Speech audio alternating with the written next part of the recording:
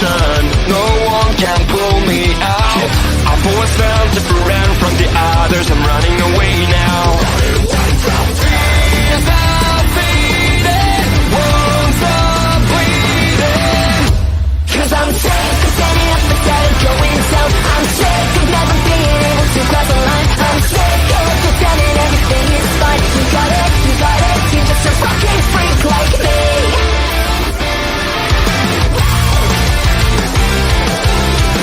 Burning inside, but I am alive. I'm not the one that you used to know.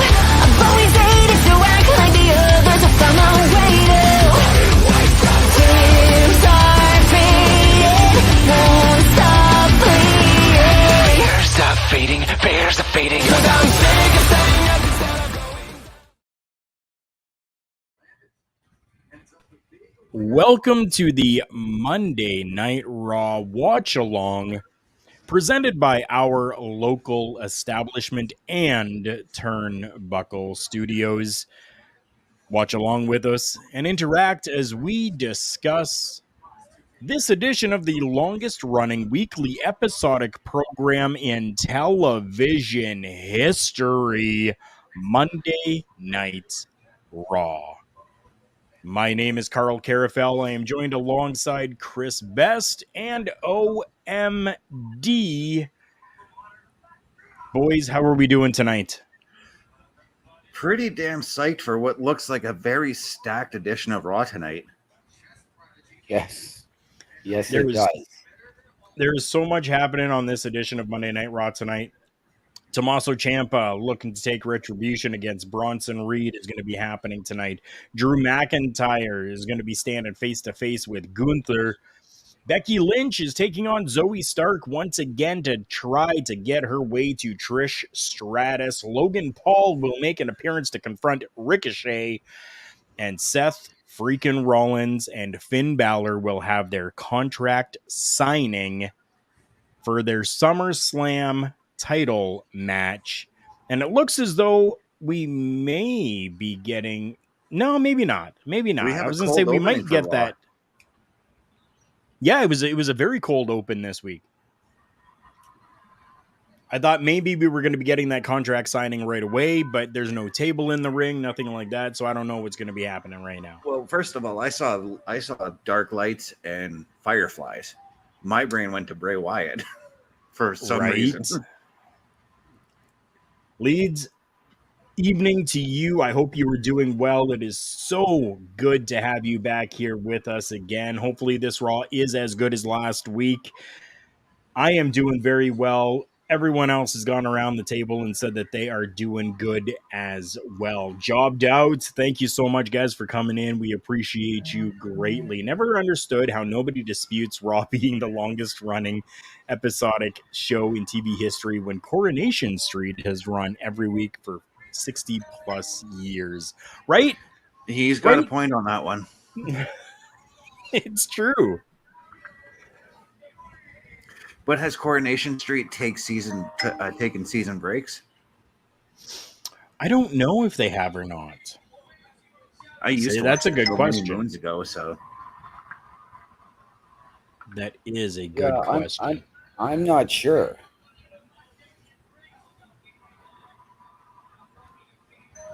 But you'll notice there is one significant absence in this promo. Yeah, they're talking about him right now. Jobbed out, coming in with the education, says, nope, they don't do finales. They rotate their cast. Okay. Interesting. Good to know. Leeds confirming, nope, it hasn't. And Coronation Street is on nearly every day. So if it's on every day, then I wonder if that's kind of where things come in with that. Yeah, because that would fall in line more close to like Young and the Restless, As the World Turns, all those kinds of shows, really. Yeah. So it's more of a longest running daily. And in that case, it really wouldn't be the Coronation Street wouldn't be the longest running show. That would belong to As the World Turns, which, if I'm not mistaken, debuted on radio back in 1928. That's more education than I have inside of my head, so I don't know. Yes. I'm an old time radio fanatic, so I know And that a kind of radio stuff. show doesn't technically count as TV. So, But at the same time, OMD, these old time radio shows actually continue, or the TV shows actually continued on from what the old time radio shows did. right. They did. So we just got the video package showing the new North American NXT champion now, Dirty Dom. It was a good match, Really? and I wanted to point that out to you, Carl, because we finished off doing the turnbuckle talk when Dom and Wesley were about to wrestle, and you were like, "Oh, Dom's gonna lose." Yeah, I thought he was. I did not think that they were going to give it to him. No. Not at all. And Dom is getting the individual introduction, and he is getting booed out of the building. Yeah. Jobbed out letting us know 4 episodes a week, so then it's not really weekly. Lead says, well then, we the Archers, which has run longer than anything. Okay. Welcome everyone to Monday Night Knowledge. Damn right. I love it. And I love the conversation between you guys inside of the chat as well. Big Joe coming in saying, do you guys ever see the name of WWE's Monday show ever changing its name? And if so, what would you rename it to? Joe, I love you, brother. Thank you so much for coming in. I hope you are doing well. But an awesome question, though. Yeah. You know what? I mean, there was a lot of pushback when WWE Raw, because essentially Raw is also a name change from Primetime Wrestling, because that aired on Mondays as well. Right. I just don't see it, but I can't even think of a name. Monday Night Soap Knowledge. I could have seen it back when Raw was really, really struggling. Right. And I could have seen them using a trademark that they own. Yeah, WWE Overcooked. That being Nitro. Well, I mean, they were going to kind of go the Nitro route with Vince's original idea with the purchase of WCW. Yep. Dropped out, says WWE Overcooked. And you see, when it comes to WCW's Nitro, I always said that Nitro sounded way too much like Raw. And how you've got Monday Night Raw, Monday Night Raw, Monday Night Raw, Monday Nitro. Like it just, yeah. I can see where you're coming from on that one. I believe that was done. That was done on purpose so that they could compete. And I mean, really, the only difference was the company logo at the top. Well, I mean, the stage setup, but what in the blue hell is going on here right now? Oh, well. Oh. I missed what Rhea said, though. Dom started talking. He took over the stick. Oh. I thought I saw Rhea with the stick just now. WWE overbooked. They all have a stick in their hand. Yep. And then WWE well done would have been false advertising. Yeah. Well, yeah, but they'd need Gordon Ramsay to host every week for Overcooked and Well Done. Or they can get Stephen Dunn to join the show and host it. Although I don't think he's with us anymore, actually.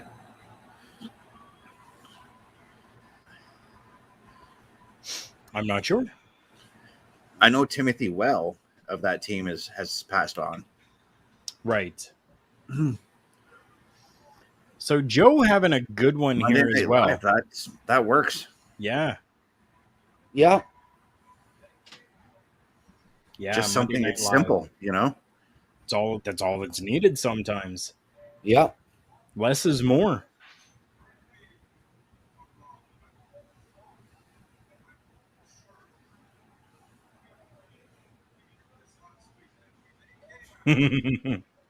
Oh, I love Kevin Owens.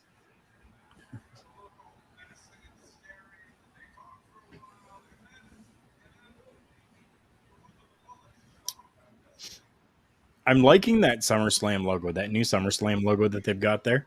Yeah. Oh yeah, it screams Detroit, and that's what I like about it. You know what I mean? Yep. It's just like last year's SummerSlam logo was all written like how the Nashville lights in the city would be done. Yep. Lead says WWE Monday Night Fight Live. That's got a nice little ring to it as But well. it also kind of feels like we're about to watch a UFC show. Yeah. Right, or And boxing. UFC fight night. Yeah. Yeah. I got to put Lead's comment up here first because, yes, so true. Preach it, brother. Preach it. Oh, yeah. Oh.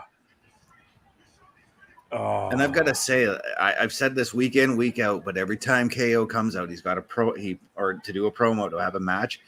It feels like every week he's putting a big fuck you to Jim Cornette. Right? Because of how often Jim Cornette criticized him. Oh, yeah. I think Jobbed Out, they've got a very good thing there as well. Would SNL fight it on trademark infringement, though? Possibility? Well, see, Lorne Michaels and Vince are really good friends, so... Okay. I could see them coming to some kind of a mutual agreement, you know what I mean? Right. You know what? Joe's kind of got a good point here, too. You know, like they're kind of the same company as UFC. They're all under the same umbrella. So to do a Monday Night Fight Live could be plausible as well. And JJ. that's interesting that Joe brings that up. How's it going, JJ? But it's interesting that Joe brings that up because I did ask Tom Colley today about if we're going to see any cross promotion between the UFC and the WWE now that the Endeavor deal is just about done. Right. And he pretty much guaranteed that we are going to see that. And he has been very spot on. Yeah. We're going to see UFC fighters going to Raw. We're going to see WWE fighters going to a UFC event. We're going to see WWE promoting a UFC pay-per-view. We're going to see UFC promoting WWE pay-per-views. Right. I'm really intrigued about this deal now. You know what I mean? Oh, yeah, me too. Yeah. Mark, thank you so much for coming in. Says, I'm not watching Raw now. We'll do tomorrow, but wanted to join in and say hi and hope you lot have an amazing show. Thank you so much. Thank you very much, Mark. You're always welcome here in the chats at any time, whether you're watching Monday Night Raw or not, or if you're joining us on Tuesdays for Turnbuckle Talk.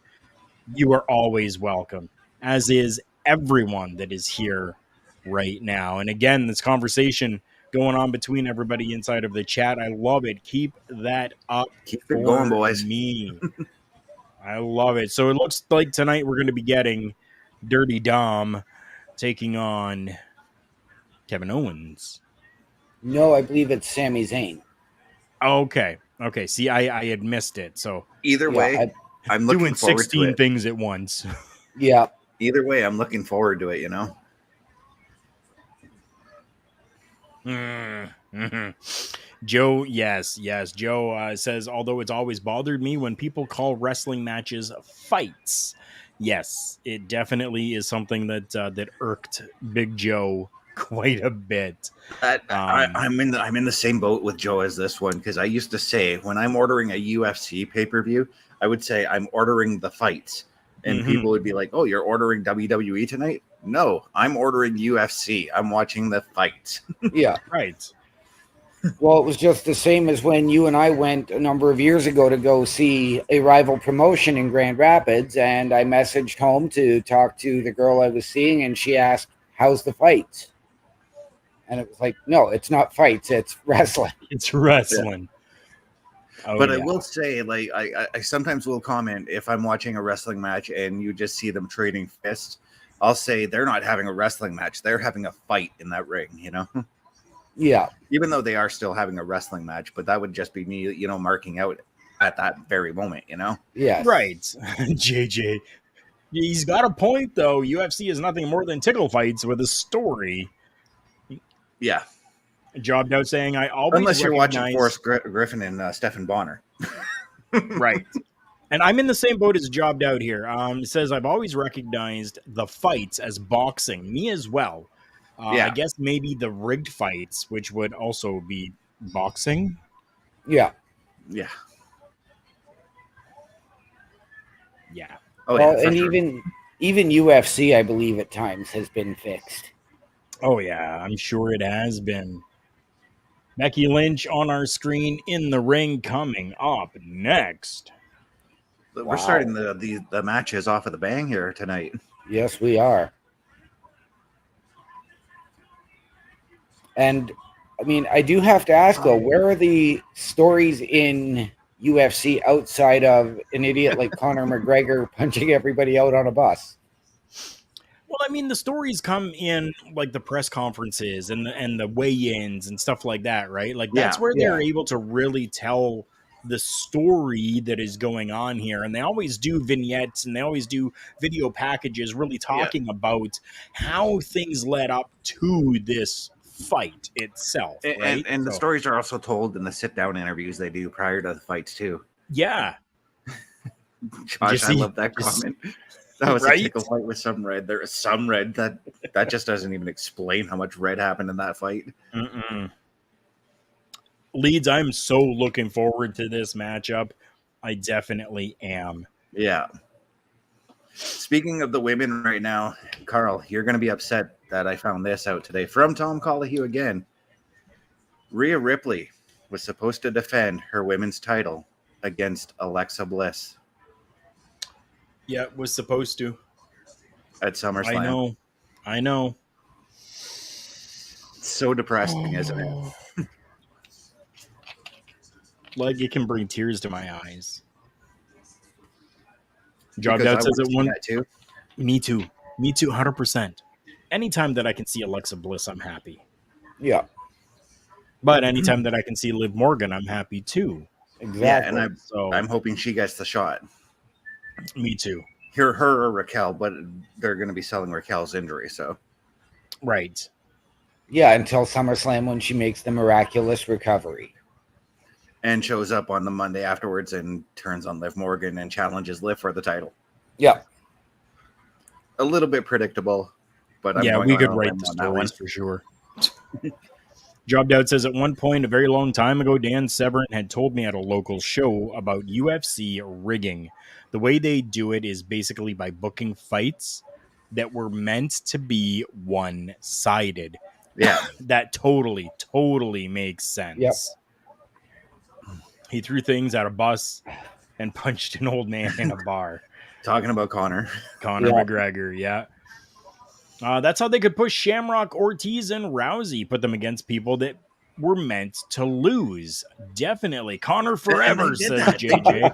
There was on the Stephen Bonner Forrest Griffin fight night, they had who was it? Oh, his name's in my head, but he took on Ken Shamrock, and Ken Shamrock was like old as shit at the time to be in a UFC ring. Right. But he was purposely put in there to lose to this guy. I can't even think of his name right now. Oh, his face is there. It's gonna bug me now. Let it bug you for a bit. It'll come to you. Joe, I am in full agreement here. This chat is so active, and I absolutely love it. This is what we want on Monday nights. Yeah. If you're Absolutely. watching this, if you're enjoying the chat as well, tell some other people that you know that are watching Monday Night Raw. Have them come in, join us, and just let's shoot the shit while we're talking and watching Monday Night Raw and just enjoying each other's company. They need to stop Raquel's walk-in, as I don't understand it. They need a new one for her. I've been saying that for months now, Leeds. I don't like her entrance at all. I think that they definitely need to change it. Drop Out says, immediately think you're talking Kimbo Slice. It's not Kimbo. Okay. I know it's not Kimbo. But that fight was awful anyways. Oh, yeah. JJ says, wait. Old UFC was set to make what mixed martial arts and fight styles was supreme. Tell Gracie's it was rigged back then pick up your jaw and dislocated arm and leg. Yep. Oh, yeah. Back then? Yeah. Rich 100%. Franklin, that's who it was. Okay.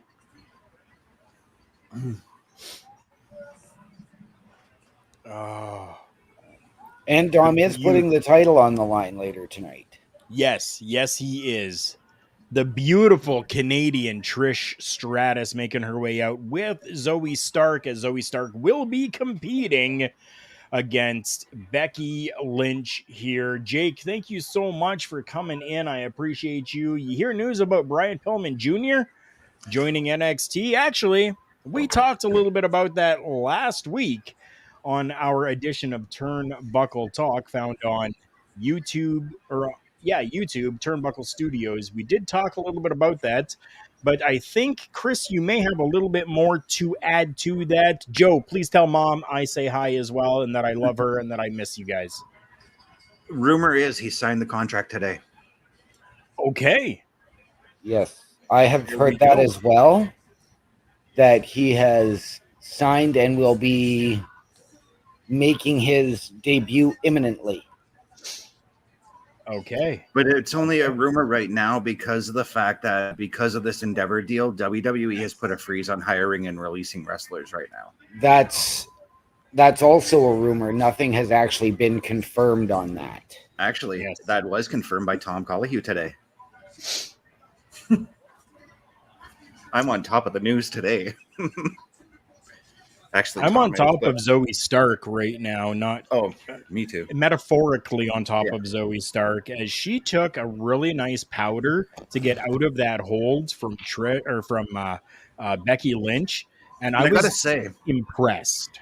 I love how Becky countered the powder by following her. You know, Yes. natural, logical booking says you should follow the wrestler when they powder out. Job Dowd says that's the type of UFC Severn was talking about. They weren't going to put Gracie against people who could compete.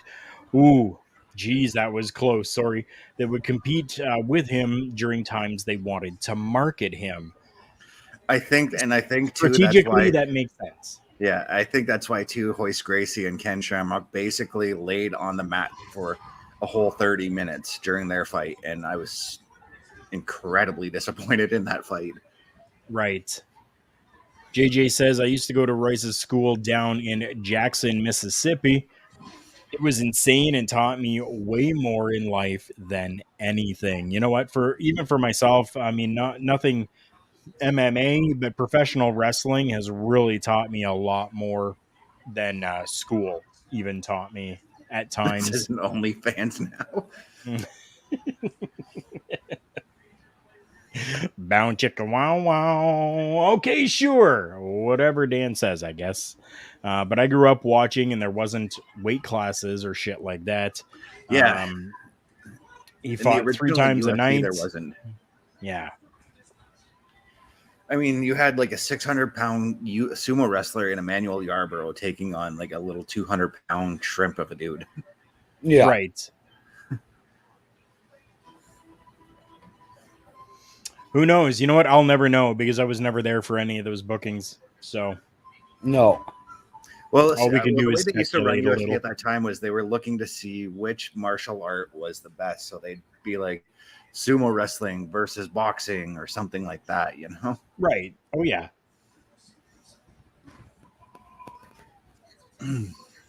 Which makes sense because, I mean, like, you're not going to have a, 450 pound, 500 pound boxer. True. Right. So let's, put this boxer in there up against a sumo wrestler and let's see, And see who wins. which, fighting is better, right? Which Yeah. one is superior? Yeah. After UFC got too commercial, because I had it back when it was actually the Underground Fighting Championship. Right. Yeah. I had the first 7 pay-per-views on DVD. I have them on Nice. VHS, dude. The first 7. And they were given to me, and I'm not sure. I sold them off because I found mine at Bayou Village.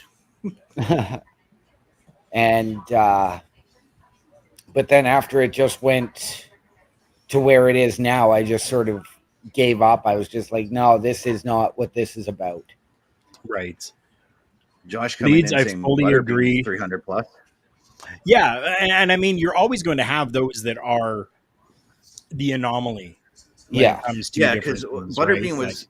I mean, Butterbean did compete professionally, but he was also kind of a side attraction for boxing, I guess you could say. Right. Yeah. Joe is also asking, when is CWE coming to the suit? I think it is October, but I will definitely let you know for sure when I find out. Actually, You know what I want to do? I I believe want to you're do a right, CETA. Sorry, and OMB. I believe it is my birthday weekend, Okay. There we go. if If I I can make remember it correctly. if I can make it to the CWE show, I kind of would like to do a CWE post podcast if all three of us can go. I think we could possibly make that happen. We'd have Yeah. to like get back to our places, hop on, and be able to do it that way.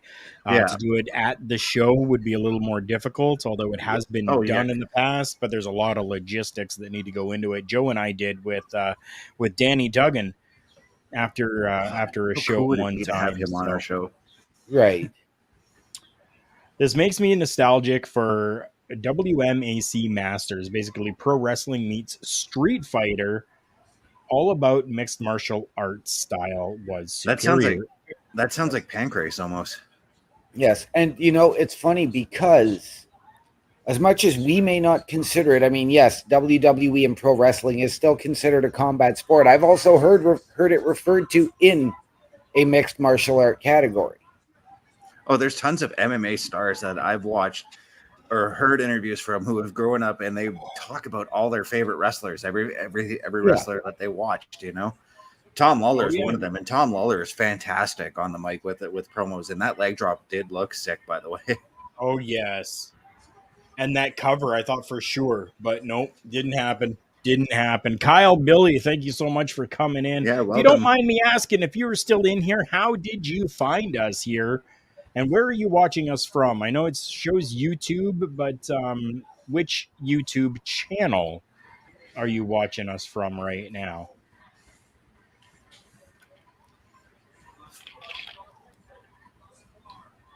This is a good matchup so far. Oh, yeah. I'm very much so happy with this. Ooh. And okay. Yep. Okay. I was waiting for it. Coming. I knew that was coming. Me too. I knew it. I was waiting for it. I've been waiting weeks to see that come. Okay, you'll have to give me a couple of minutes to get caught up here. Whoa.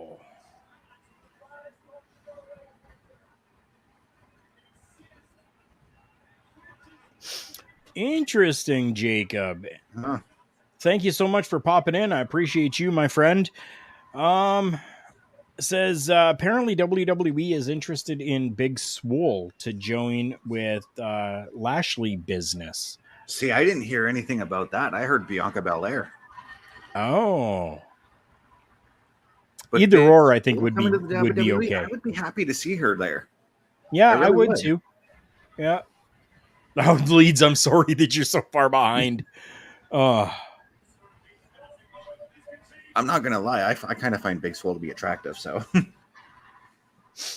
Jobbed out. Thank you so much. Really appreciate you guys. You guys are amazing with everything that happens over at Jobbed Out Wrestling. I do believe that you guys, even on your YouTube channel, now have 24-hour stream going on, continuous 7 days a week. If I'm remembering correctly.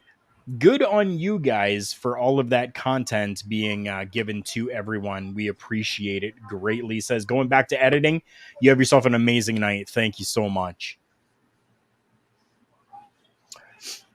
True. I totally forgot about that, actually. I did too until Kyle let us know. I completely forget. I've had so many frickin' concussions from my wrestling in the past that it's hard for me to even remember my own name some days.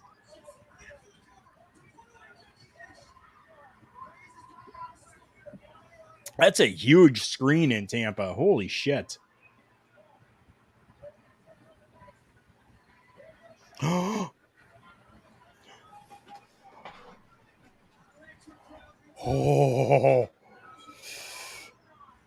And apparently, I was reading today Orlando is no longer the front runner for the Rumble next year. Yeah, Oh, that interesting. I heard Collier say that too, and now nobody's really sure where it's going.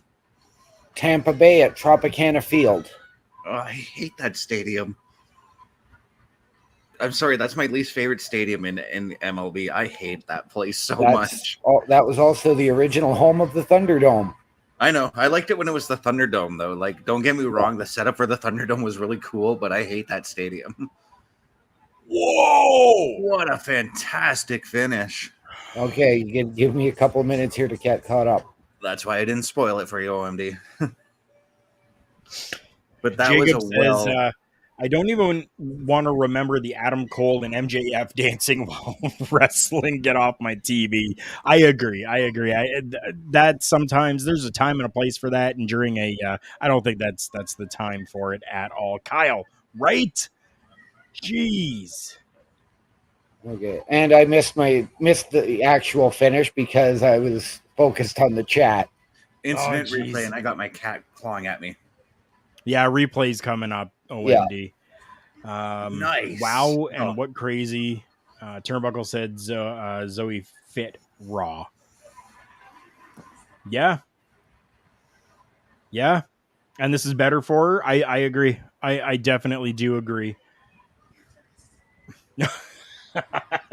Leads 2 apparently missed the finish because His chat's going wild tonight, and we love it, guys. Keep it going. Yeah. Yep. Wait for that replay. It was nice. I just saw the replay, so Time to judge my suit on Corey this week. He's got a normal suit on tonight. he's been doing that of late. Looks like Don Cherry Seth locked him and out Becky of the haven't shopped at Shine lately. Don Cherry locked him out of his closet. Right. I don't think it would be a bad idea for him to let loose a little bit more and just undo that top button. Yeah. I mean, I've said that about Don Cherry a couple of times too on Coach's Corner. Like, sometimes his suits were really, really, really distracting. Yeah. Mohammed, thank you so much for coming in. Corey needs an unemployment suits. Well, yeah, you did, Leeds. You did. You let us know that this was going to be a banger, and Yeah. it definitely was.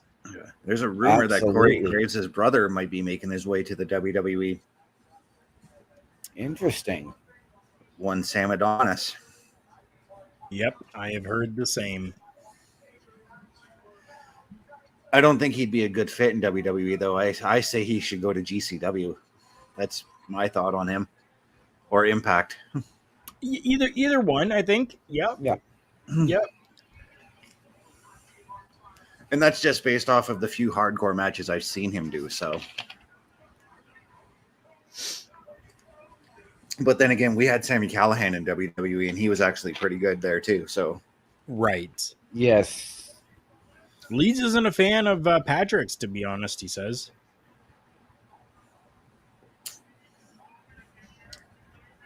And JJ says, I would rather hear Screech Owls commentate over Corey Graves. Wow. I would rather run my head into a wall than listen to a word of Corey. Wow. I kind of agree with JJ on that, especially when Carmella's in the ring. He gets a little too over the top. Yeah. Well, we know that won't be happening for a while as she's preggo. Yep. Yeah. And then she, Alexa Bliss, and Becky Lynch can form the motherhood trio. Ah. Sounds good, The Leeds. Take all the The time you motherhood. need. The motherhood. I like the name of that stable. Cody Rhodes. If I would have had the time, the availability, and the cash to do it, I probably would have picked up tickets for SummerSlam. It would have been my second SummerSlam.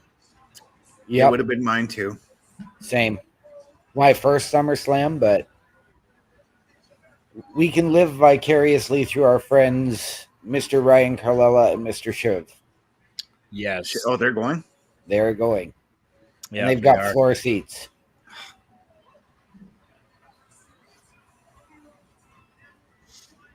I Good wanted for to go to them. SummerSlam a couple of years back when it was in Toronto again. Right. Yep. I wanted to do Survivor Series when it was there, but I did too. But then I found out Goldberg and Brock were going to be on that match. And I was still like very leery from their match in 2004. Which, by everybody the way, was. yeah. Which, by the way, their second match was far superior. Right.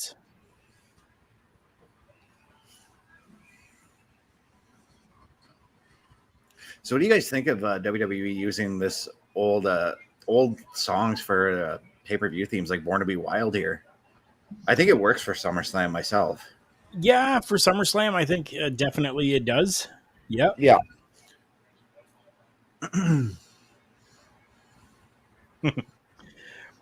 OMG, do you see JJ's comments?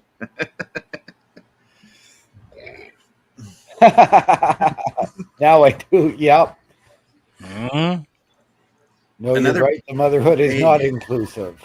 Another big rumor of the mill, which I don't think is going to happen anytime soon, but WWE's angling to try and get Trinity to come back. I don't think think that's it's going to something happen that, anytime. no, I don't think it's going to happen anytime soon either, but I think it's something Because that she they've just been won the trying to Impact do for a title. while. Yeah, Yeah. which is, yeah. Yeah. To me, it's I'm starting to think more and more about it as since we had the talk on Turnbuckle, Carl, Mhm. and I'm starting to feel more and more like it's Brodus Clay with the NWA title. Right. Right. Yeah. Oh. I mean, at some point, yes, I think it would have been cool for Trin to get that championship, but I don't think that now was the right time for Trin to Nope. get the Impact Knockouts No. championship. As I said on Turnbuckle, they should have built her up a little more, gave her more credible opponents. Mhm. The problem with Impact is that they get people in, and whether they're there for 6 months or 8 months or a year, they push them right to the top. They did the same thing with Jonah, True. and then they didn't put the belt. Look at what they just did with Nick Aldis. Push him right back to the title picture. He loses, and now he's done. He's back to free agency. Right. And even to go back even further, like when Christian came, Kurt Angle, yeah, they had names, but they were hot-shotted right away into the main event spot. And that happens way too often. Yeah. Yeah.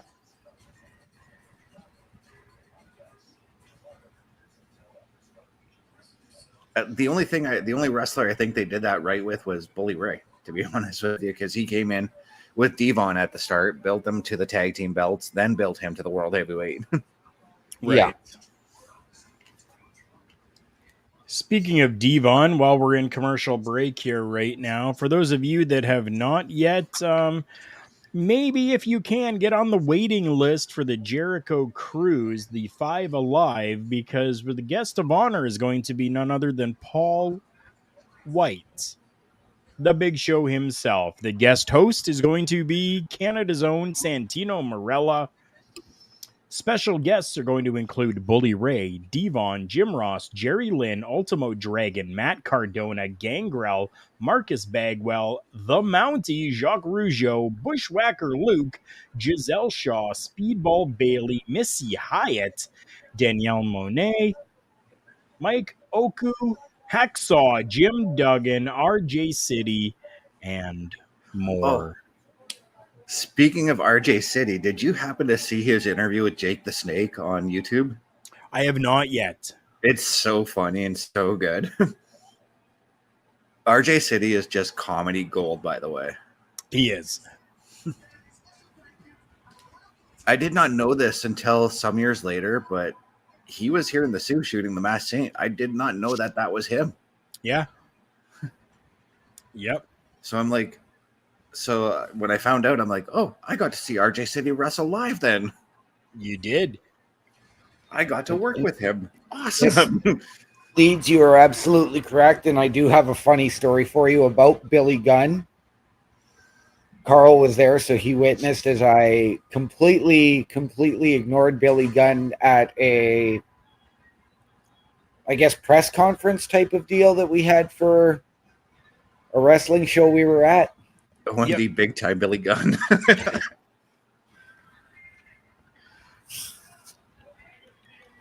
As I asked both the Powers of Pain and Demolition about the state of tag team wrestling and completely ignored Billy on it. Another guy who's a complete legend in the world of tag team wrestling. Oh, yeah. Yep. I mean, I got my fair shot because he came back with me and asked if he was chopped liver. He did. As we're standing there eating some finger foods and Billy Gunn is munching on some cheese, and then all of a sudden he just belches. And then he's just like, oh, I'm sorry, guys. Sorry, guys. That was just in there. I was like, you're human, dude. It's all good. Yeah. And you know what? I could see Billy Gunn belching just nonstop. He just looks like a guy who would, you know? Yeah. Cody is And during looking that very entire dapper. talk about Billy Gunn, we still don't have Cody Rhodes in the ring yet. Oh, now he just got in. Holy shit. I've still got him on the outside on the second rope. He is looking super dapper tonight. Oh, he is. He is. He is milking every chance he has.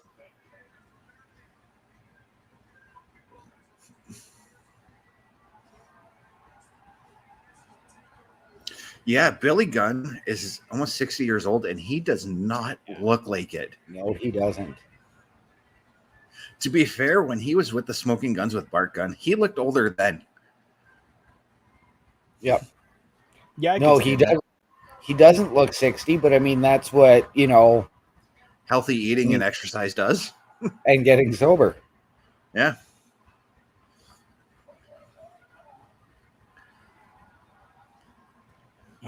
Cody continuing to be indie-rific here on Monday Night Raw.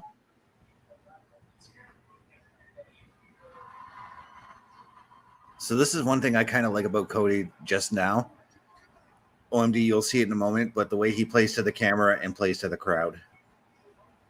Because he's welcoming everyone who's watching. And that's why I said the indie-rific, because Yeah. that's totally an indie thing. Oh, yeah.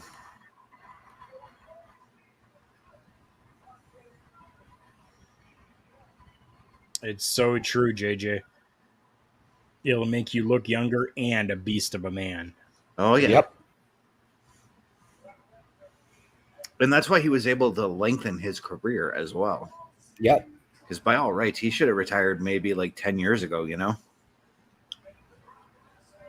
There's that promotion I was talking about. I was just going to ask you, did you see that? I did.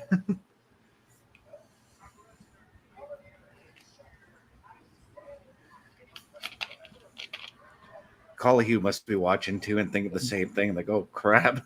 Right? I was right again. Leeds, something that is very nice about Cody is that he understands that he's, he's human, just like the rest of us. And he totally knows and understands that.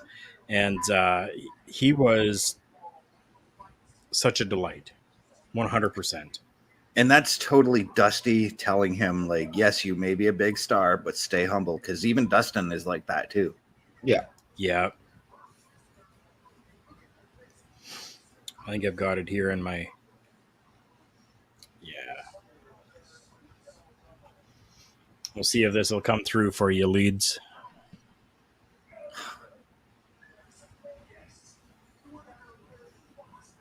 You can tell Carl's marking out in that picture a little bit there. Yeah. Oh, I held it all together, though. I held it all together real good. And that's the thing Yeah. about meeting these top guys is you can't help but, like, you try to hold it all together, but sometimes you can't help it.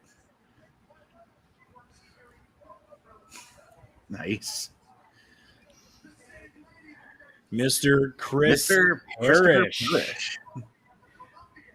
How you doing, my friend? JJ saying Parrish.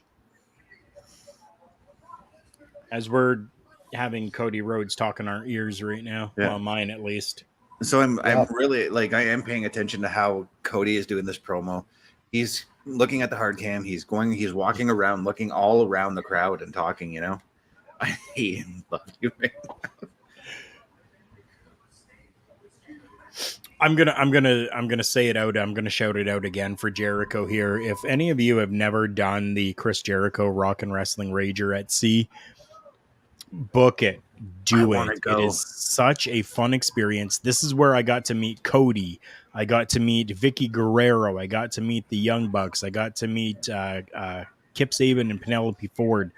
The Vaudettes. I met all of them, which was really cool. Like there's just so you meet all these people. Victoria. I sat with Victoria in the casino playing slots. What? It was Like how cool is that? You know what I mean? Like I doing sat- human things with these people that we consider to be huge stars, you know? Yeah. I sat with Jake the Snake Roberts as he played blackjack and smoked like a chimney. You I sat there and just shot the shit with got him 21? because we Well, I have 22. right? We know each other. So it was like we were seeing each other again, bonding. It was our time together. Yeah. And we were there for like an hour and 20 minutes just sitting there with each other, just shooting the shit. Hey JJ, I don't blame you. You know what? For me, if I were to get the opportunity to talk with Shawn Michaels, I think I would do the exact same thing. I kind of did. I did the same thing when I got to meet Roddy Piper. It was just me and him one-on-one, and it was just fantastic. And he didn't want to hear about like his wrestling accolades that I wanted to bring up to him. He wanted to know about me, and I was like, whoa, you know what I mean? You know what? Like, and I've had those experiences at the WrestleMania meet and greet, getting my photo with Maria and Sandman. Yeah. Doing the brunch on WrestleMania Sunday. The autograph and photo session, the most down-to-earth guys were The Miz, Carlito, and John Morrison. Rhino too. When I got to meet Rhino, he was just incredibly down to earth. Told me about his debut match, which was in London, Ontario, because he asked me where I met Booker T, because I was giving him a thing that Booker T had signed as well. I was trying to get all kinds of wrestlers to sign it. Right. And he's like, "Oh, where'd you meet Booker T?" And I'm like, "Oh, and I went to a house show in London in 2005." He's like, "Oh, that's where I had my debut match, my first match ever." I'm like, "Yeah, under Ron Hutchison, wasn't it?" And he's like, "Yep." Wow. So I got to learn history from Rhino, and I liked it. Right? Booker T too. Booker T was really chill when I got to meet him. He was. I didn't get a lot of time to interact with Booker T, but we did get to do, just kind of, the quick photo, whatever. DDP, same thing. Because I'm about as tall as he is. Yep. DDP was the same thing. Got to, do the whole, his hand, my hand, which was really cool. My ex-wife got the chance to meet Scott Hall before he passed, which was cool. I would give anything just to spend 5 minutes with Scott Hall. Yeah. Right? I remember at a house show in Sudbury, we all went around to the back lot afterwards, and you got to see everybody leaving. Only one superstar actually stopped to shake hands, sign any autographs, and that was John Cena. Was that the not in 2004, was it? I believe it was. Just before SummerSlam, right? Yeah, it was July 4th. Yeah, that was Tim went to that same show actually too. Our buddy Tim. Yeah. He wanted me to come to that, but I'm like, dude, I already spent my money on SummerSlam. Yeah.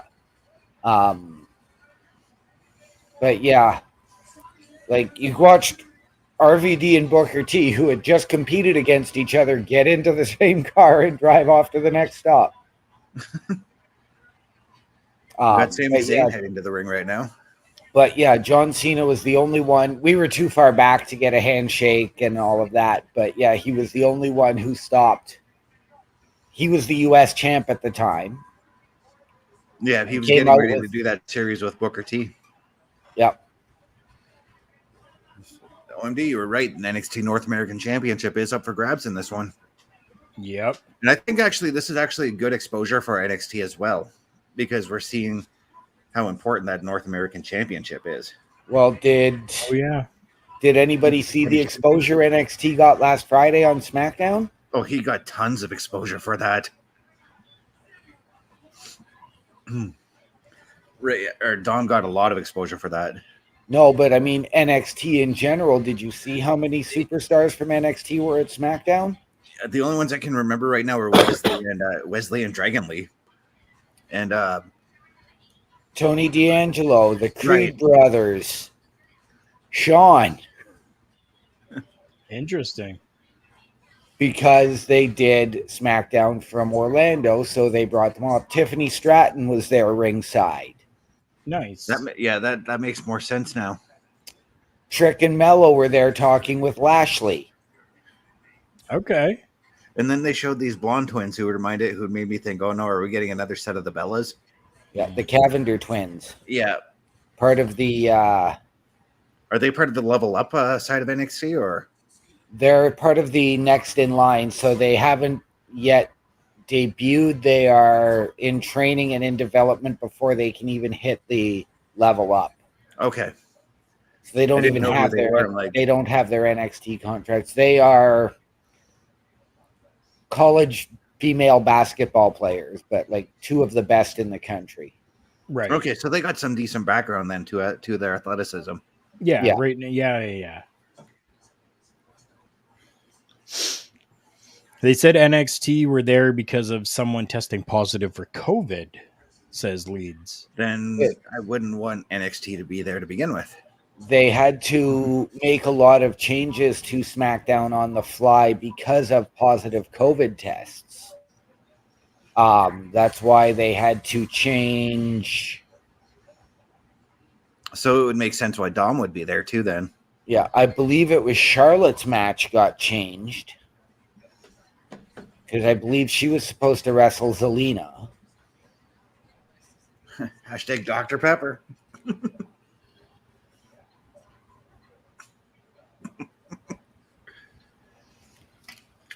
We'll have to go back and screenshot that and try to do what we can to hashtag I like how we were Dr. all Pepper sponsor. showing 3 different ways Dr. Pepper is sold.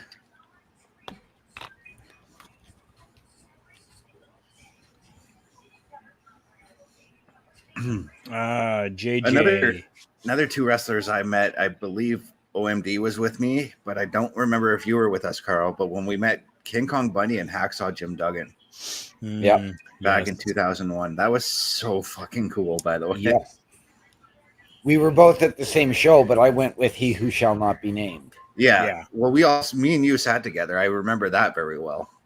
Because it was me and Tim, and then He Who Shall Not Be Named and you. Well, we just happened to be going to the same show. We didn't know that we were all going. Yeah. See, JJ, situations like this, like really, like come on, some people, right? That's what I loved about this cruise as well, is that you're getting these autographs and they're not charging you for these things, right? So for someone to charge you, like, come on, we get the sort of made in. sense in our case for me and OMD, because I'm bringing it back to when we met Hacksaw and King Kong Bundy. Yeah, they did charge us for autographs and photos, but that made sense because they needed to get paid. Right, that was a meet and greet type of situation. Yeah, because it was a meet and greet plus wrestling show with them. You know what? I don't believe I paid for the photos, and I might have paid for the one photo. I paid for everything. I paid for the 8x10s from them, the autographs. I paid for the 8x10, but I got my Polaroid photo with Bundy with his choking me for free. While you held the world heavyweight title? Yep. Yep, me too. Mr. Parrish, how are you, brother? Oh, I'm happy to be here. Let me tell you. How are you guys doing? Doing pretty good. I am well. I'm jacked. I'm returning to my favorite job tomorrow. Oh, I can say so much, but I'm going to say this. I like the new view. Thank you. Yeah. Dr. Pepper. Hi, Leeds. How are you doing? JJ says our team won the ability to practice with the Colts that time for the undefeated season we had. And Marshall was a dick. Wow. What, Marshall? Marshall Marshall Falk. Falk. Here, So, here's that comment, Parrish. Parrish looks like he's got something to say about him. well, Marshall Falk was the player that introduced me to like wanting to like the NFL, but like I was never a Rams fan because we always got like Seahawks, Rams, so I've always hated the Seahawks, but like Yeah. I never liked the Rams. And then it was ironic because when I played lacrosse, our team name was the Rams, and we had the same colors scheme. So my brother was like, "You got to choose a team, but it can't be a bandwagoner team." And then it was the game against Jacksonville, New Orleans, where New Orleans had to do all like get a convert or like a touchdown, so they did all the laterals. Right. So that was a game that made me pick the Saints because they sucked at the time. They weren't good. Breeze was not a quarterback at that time, and then but yeah, Marshall Falk was the guy that got me into NFL football. But Marshall Falk also did play for the Colts. Yeah, but my team also beat the Colts in the Super Bowl, so suck it, Josh. Yeah, but what team hasn't beat the Colts? That's true. I heard the best burn. It was like, what is a colt? And the guy's like, it's like a horse, like a young horse. And like, what's an older horse called? It's like a bronco, right? They're like, yeah. So it becomes a bronco when they grow up. Kind of like what Peyton Manning did. He grew up and became a bronco. Yeah. But Parrish, I am deeply disappointed that you hate the Seahawks because they're my number 3 team. 3. Oh, come on. What true NFL fan has more than one team? The Bears. Dolphins far and away the best, followed by the Broncos, followed by the Seahawks. I mean, I can understand you like the Dolphins, fine. Hey, I gotta ask, did Jarvis Landry re-sign with Miami? No. Okay, because I heard rumors. I have an old Jarvis Landry Miami Dolphins jersey, and I was hoping that it would be good to Yeah, go. you were telling me that last week. There we go. Try and get a little more light in here now so that I'm not. I drink a lot in a week, so I might ask the same questions.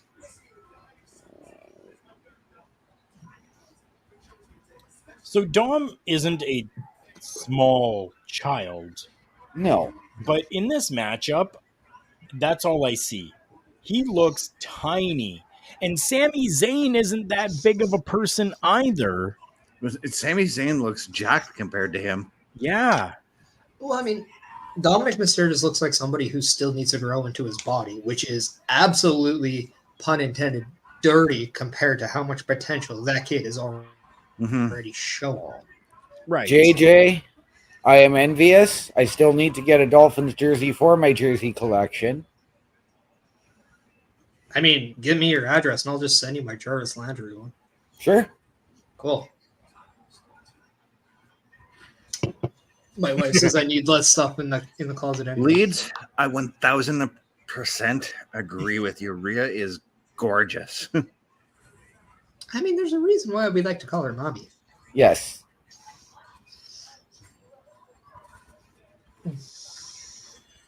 It's like there's a lot of people who actually I've read that said Rhea is ugly. It's a lot of the same people who said Bull Nakano was ugly, and Bull Nakano is gorgeous too. Yeah. Bull Nakano is still a very good-looking woman. Oh yeah, So I spent Luna Vachon too. I spent yesterday watching SummerSlam 93, 94, 95, and 96 back-to-back on the network. Nice. And I'm still going to say this. Could be a hot day, but Undertaker gets Undertaker does not suck. I don't care what people say. If you didn't get enthralled in that storyline, you did not appreciate the story. That was a really well-built storyline. Yes. Really well built. And I now want to see 2 Doinks versus 2 Takers in a tag match. You can make it happen. It was like, if you remember that one WWF game, I think it was Wars. I don't know, but it's when everyone had like really out of the realm gimmicks. Like Doink had the buzzer hand and like electrocuted yeah, you. WrestleMania. Something. Or WrestleMania, the arcade game. Now, But you can actually play 2 of the same people. They would have alternate attires. Yeah. That's exactly what I want to see. I want to see the gray and black Taker on one side, the purple and black on the other. And then I just want to see the regular Doink with the gray one, and then like an inverted color scheme on the other one. No, and to be honest, JJ, I actually don't smoke weed. I'm the weed smoker here. But pop quiz: who played Ted DiBiase's Undertaker? Which one are you quizzing everybody here? Because I know the answer. I know you do. Yeah. See if Parrish. Isn't it? Who it was? Yeah. Oh, I know. It was the guy in DOA. No. And I'm Yes, No, it was. it It It was was. Luke Gallows. no, it wasn't. No, No, it Luke wasn't. Gallows played Kane, Yeah. the second Kane.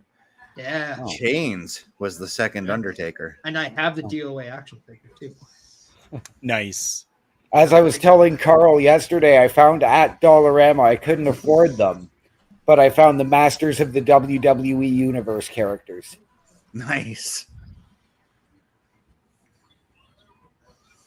But no, Luke Gallows was the second Kane. Yeah, boom, right there. Fake Undertaker, Brian Lee. Oh, okay.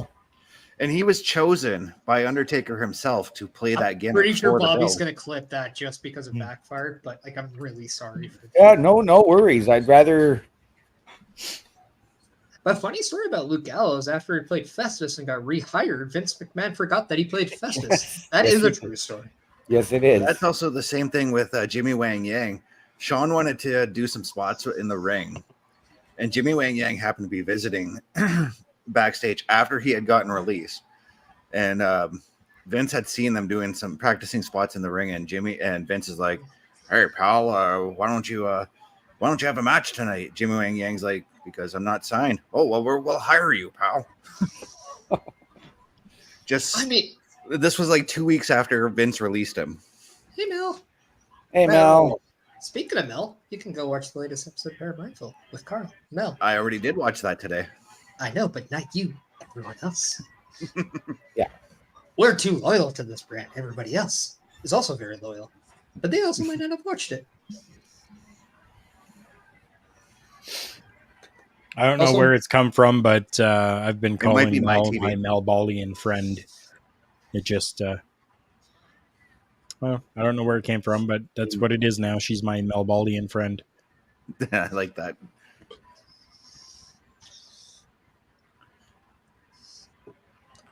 Yeah. Okay, so in my Rhea just got head, sent to the I back. came with something. And I'm like, I don't want to see that. Oh, beautiful. Yeah, that was Oh, beautiful. that was close. That was real close. No, that's why it's beautiful, because you know it's protected when it looks dangerous. NXT Great American Bash coming live this Sunday at 8 p.m. Eastern Time, 5 Pacific, from Austin, Texas. Yes. And Which it will looks be like streaming on it looks like Peacock. a decent card so far.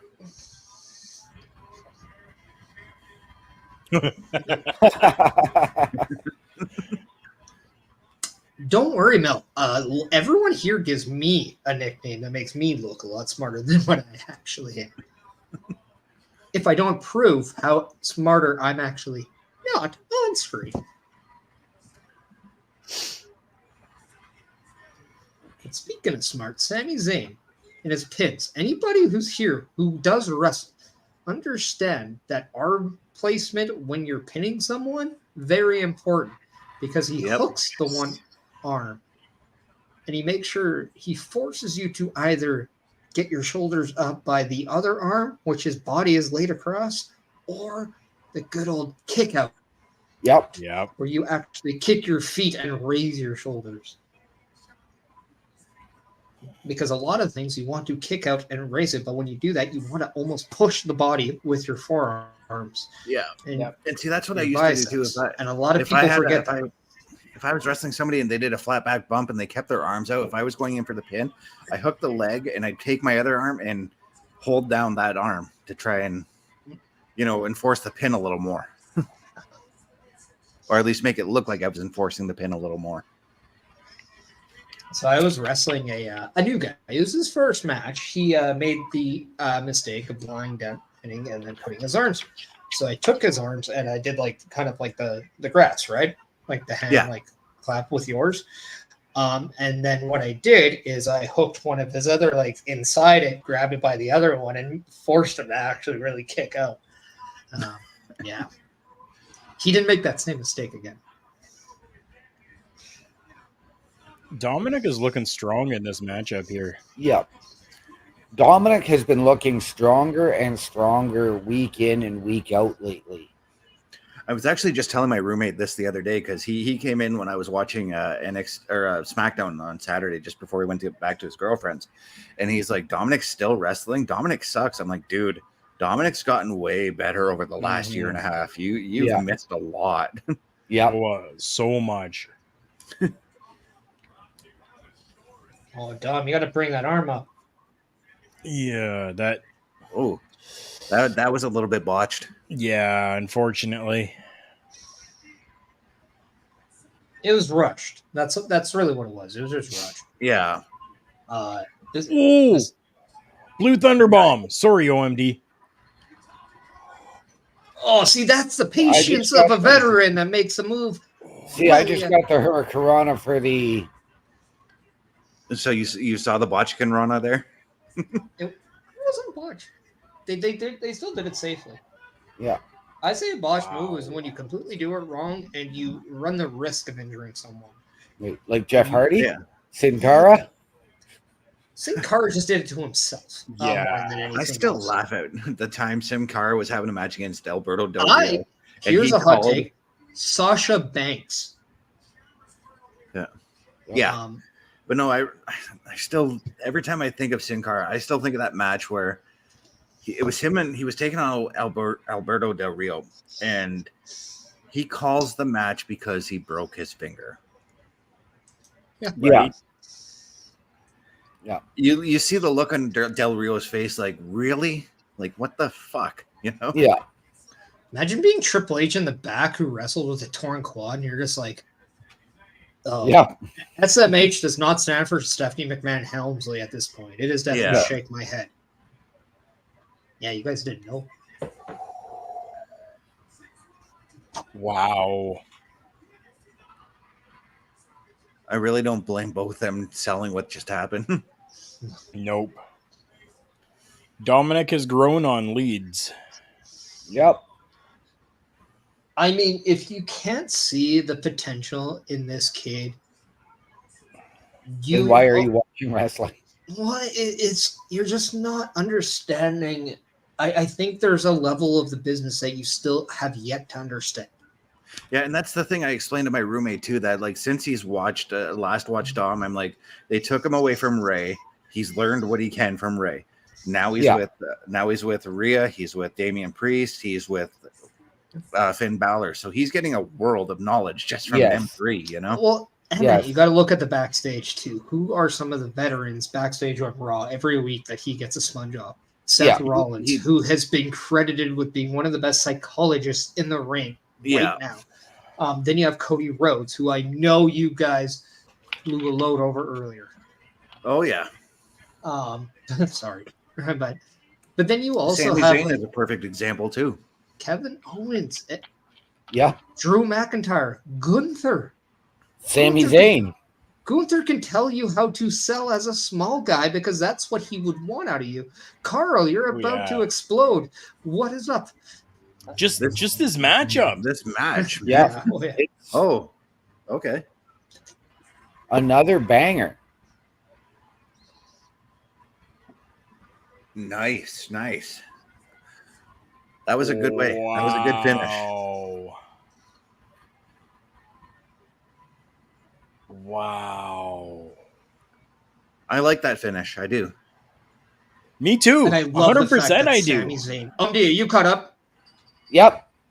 Okay, I love the fact that Sami Zayn, as soon instead of bitching about the loss in the ring, he runs to save his friend.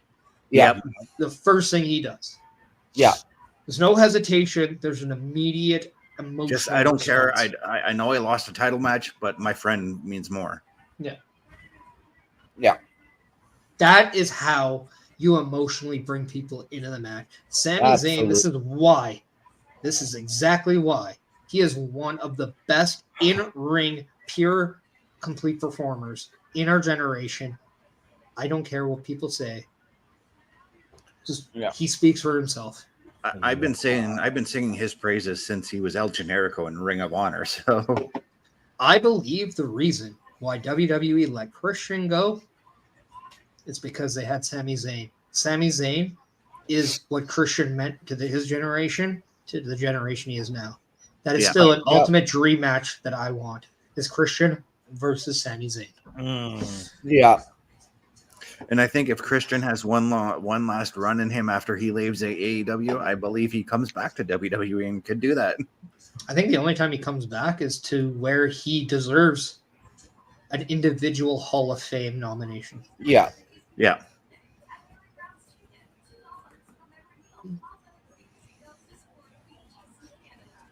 Because I'm going to say his last match needs and should be against Edge. Yep. Yep. or me. Come on, I put it out there. Let's make it happen. Let's make it happen.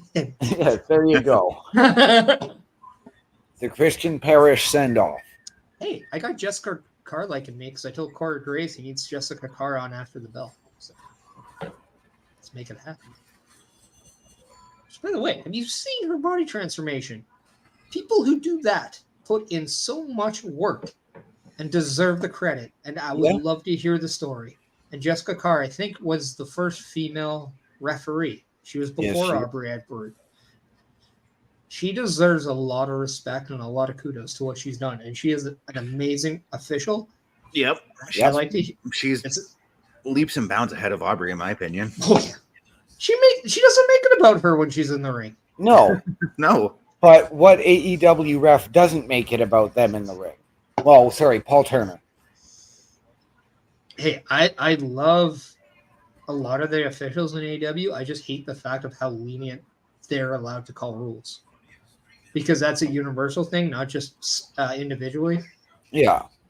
But no, I mean, Aubrey Edwards, the idiot, as I will refer to him. I'm not going to mention his name just because I don't want to piss Karl off. You know, always trying to make it, oh, I better have this look on my face. Oh, my God, he hit him with a closed fist. The best officials in wrestling, and Leaves is 100% right with a correct another banger. But, I mean, Raw right now has more bangers than an 80s Metallica album. I challenge people to prove me wrong. Jimmy Corderas said it himself. The best referee is a referee who does not get involved in the match, who stays invisible. It's like the perfect defenseman in hockey. If you don't notice them, they're doing their job. Yep. Yeah. And that's why Corderas was so good at being a ref too. So yeah. Only jumped in when the moment called for it. Yep. Well, that's why Jimmy Corderas got pegged by both Edge and Taker for WrestleMania 24. Yep. And when he got told that he was refereeing that match, he was just, he was elated, like he was going to be the headlining WrestleMania. And Karl has disappeared on us. Yep, Karl will be right back. He just has something to take care of. So, oh, I didn't see that. It is okay. So just to inform everyone, there's a giant speculation that Brian Pillman Jr. is WWE bound. He not only tweeted that he has a huge career update for everyone, but it's now being speculated that he is signing a deal with WWE and will be reporting to NXT once he moves to Florida. We discussed this earlier. Today. Yes. Yeah. The rumor is, he signed today and will be making his NXT debut imminently. Yeah, I don't want to say my source, but I have a source here. I said Collihue said it because Collihue did say it today. Yeah, I have a source within WWE. But yeah, it's imminent is not just the correct term, but we could see it as soon as Great American Bash. It might not go that way, as we all know. Professional wrestling sometimes has last-minute changes. However, there's a part of me that wants him to do something with Chase U. I don't know why. I just want to see that. I really want him. I really want TJ Wilson to be his manager. Yeah. And then I really want, after Brock Lesnar, I kind of want to see Cody Rhodes do his own legacy type stable. Because the amount of second generational talent in WWE right now is phenomenal. Yeah. Well, and see, Riddle wants a new stable, because he wants to get rated RK Bro together. Well, it's going to be hard when two of that three aren't on the same brand. Yeah, exactly. Yeah. And one's out injured for. Yeah. Yeah, still no set date on when Orton's coming back anyways. All we know is it's within this calendar year. Yeah, speculation. Leeds is saying signed today for NXT. I can confirm that it was signed before today. But it might have been announced today. I have just not seen it might have been reported today, more or less. Yeah. Like he might have signed it on Sunday or something like that, you know?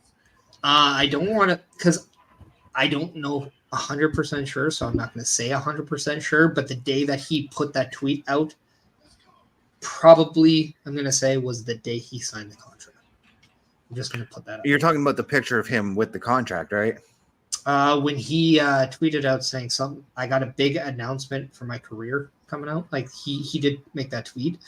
That is, I'm letting people know that that's probably the day he signed the contract. So right now we're looking at the contract signing that happened between Jay and Roman for the World Heavyweight or for the WWE title.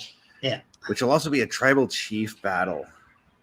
Tribal count. What was it? It wasn't tribal chief. It was like a tribal. Roman's putting the tribal chiefdom on the line, as it were. Yeah. So. Yeah. I'm gonna look this up because right now the phrase is just not coming to me. What I find interesting about this match is Roman Reigns' first title defense since the start of this reign was Jey Uso. Yes, it was. Yeah, and he has eclipsed over 105 straight days without defending his championship, whereas the last one he defended, I believe, could have been WrestleMania. Leeds is asking, wasn't Brian Pillman in the cruiserweight? I'm going to guess the cruiserweight tournament. So I don't remember him on 205 or anything like that. Might have been. They only did the one for the men, right? Yeah. Yeah. Oh. JJ's coming in and saying, I'm sorry, but I'm so tired of the tribal chief nonsense. Enough. Move the hell on, WWE. Stuart, welcome to the show, my man. By the way, Mr. Hey Parrish, guys, great show. I sent you a video in Facebook. If you think Chase Tag is a bad sport, watch this one. Oh yeah. Well, if it's bad, you're not selling it right then. No, this one, we think Chase Tag is bad. This one is just so bad, it's funny. Bronson Reed making his way out with that fantastic camera shot again. Yeah, and from what I understand and from what I'm seeing, if it's the one from 2016, then no, Brian Pillman was not in it.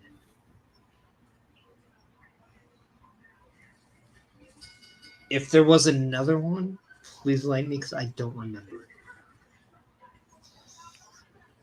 The participants were, and I'll say, Tozawa, Alexandro Saez, Anthony Bennett, Davari, Brian Kendrick, Cedric Alexander, Clement Petiot, DeMac, Damian Slater, Drew Gulak, Fabian Egner, Grand Metalik, Gervin Hart, Sierra, Ho Loon, Jack Gallagher, Jason Lee, Johnny Gargano, Kenneth Johnson, Kota Ibushi, Lindsay Dorado, Mustafa Ali, Noam Dar, Raul Mendoza, Rich Swan, Sean Maluda, TJ Perkins, Tajiri Champa, Tony Nese, Tyson Dukes, and Zach Sabre Jr.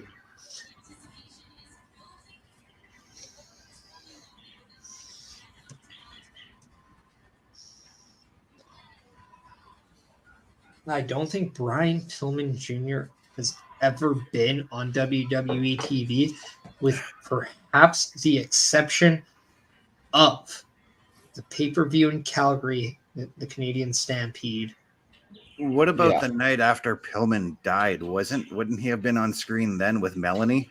I don't remember. Because I know they interviewed Melanie, but I don't remember if his kids were there too. And that was just. I don't know how young he would have been because he might have been really young to where he. Oh, Yeah, she, he no, might she have might, I been think 2 or she 3. might have been pregnant for him at that time. Perhaps. At this point, I'm gonna say you probably know better than I do because I just don't. Remember. Yeah, she was that interview was cringy, by the way.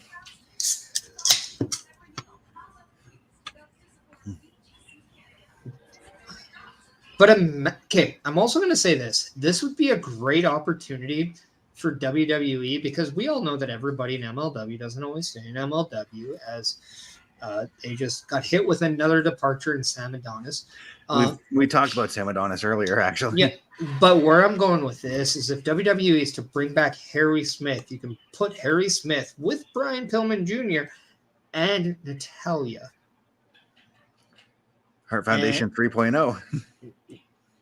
Well, with TJ Wilson as their manager, I think Yeah. that could be something you could do. Well, yes, but were Davey Boy Smith Jr. and Brian Pillman not a tag team in MLW a number of years ago? That's what he's bringing up, dude. I'm just saying, like, they don't have to tag. Just being in a stable and doing something with it. It's the closest to the Heart Foundation 2.0 as you can get. Because as we all know, TJ Wilson, Natalya, and Harry Smith, or David Hart Smith at the time when it was being called, they were the Hart Dynasty, not the Hart Foundation. Right. That's why I say 3.0 because we had Heart Foundation 1.0, which was just Brett and Anvil. 2.0 was Brett and Stable. 3.0 would be your prediction there. Yeah. I don't know. I just think it would be cool. I think obviously too, Harry Smith is a friend of mine. I would love to see him back in WWE. Yeah, in NXT though, like not the main roster, but in NXT. I think he can do a lot, not only at the Performance Center, but with developing talent, but also getting him ready for the main roster. I think he's a great person for that role. Yeah, but they had him back under contract and then never used him. Yeah, wasn't that also like around the pandemic time though? Maybe. And with Vince, and we can always put an asterisk around creative when the old bastard was there. This is a dark side of the ring I want to see here from JJ coming up. The next episode is going to be the story on Bam Bam Bigelow, and I need to see that one. And right now we're getting Apollo Crews talking to Damian Priest. So maybe we're about to get an Apollo Crews, Damian Priest match. I was going to say, wasn't Apollo Crews a free agent? But I forgot he did get drafted to Raw. Yeah. But kind of now, weird man, Apollo Crews is one of those talents that you just have no direction with him. Yeah. But it's a shame. It's a travesty that they're not using him. Yeah, I mean, this is the first time we've seen him on Raw since the draft. I'm gonna put this out there. Trade him to SmackDown for someone and have him join Bobby Lashley's group. Yep. Yeah. So right now we got Ciampa versus Bronson Reed. This is a match I want to see. Yep. Leeds, you were 1,000% correct on this one. Apollo has been wasted with the WWE, although with the exception of his time in NXT, though. See, I'm going to disagree with wasted. We as fans think it's wasted because we feel they can do more with. But at the same time, those performers have to make the people backstage believe in them. Sometimes fans have a longer leash on talents than the people in the back. But look at this way. We don't have pressure on making the best product as they do. We don't have the pressure of a network telling us, hey, look, this segment was awful. We do not want this person on there. They do. So sometimes what we would view as being wasted is their view of this guy or girl could have been put in this position where we have been told by other people, or we have felt ourselves that they're not the right fit for that role. And then you have a creative confusion on where to go.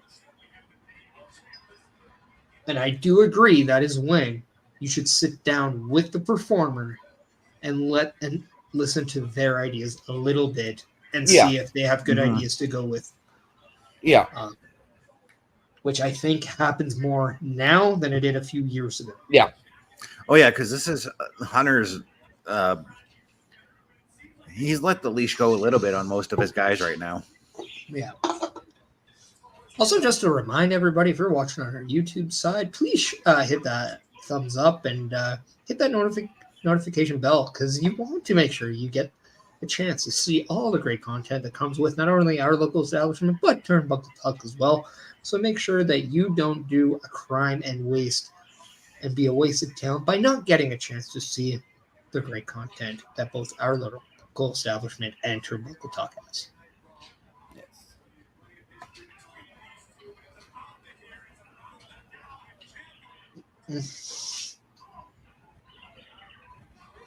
I love the all black by Bronson Reed.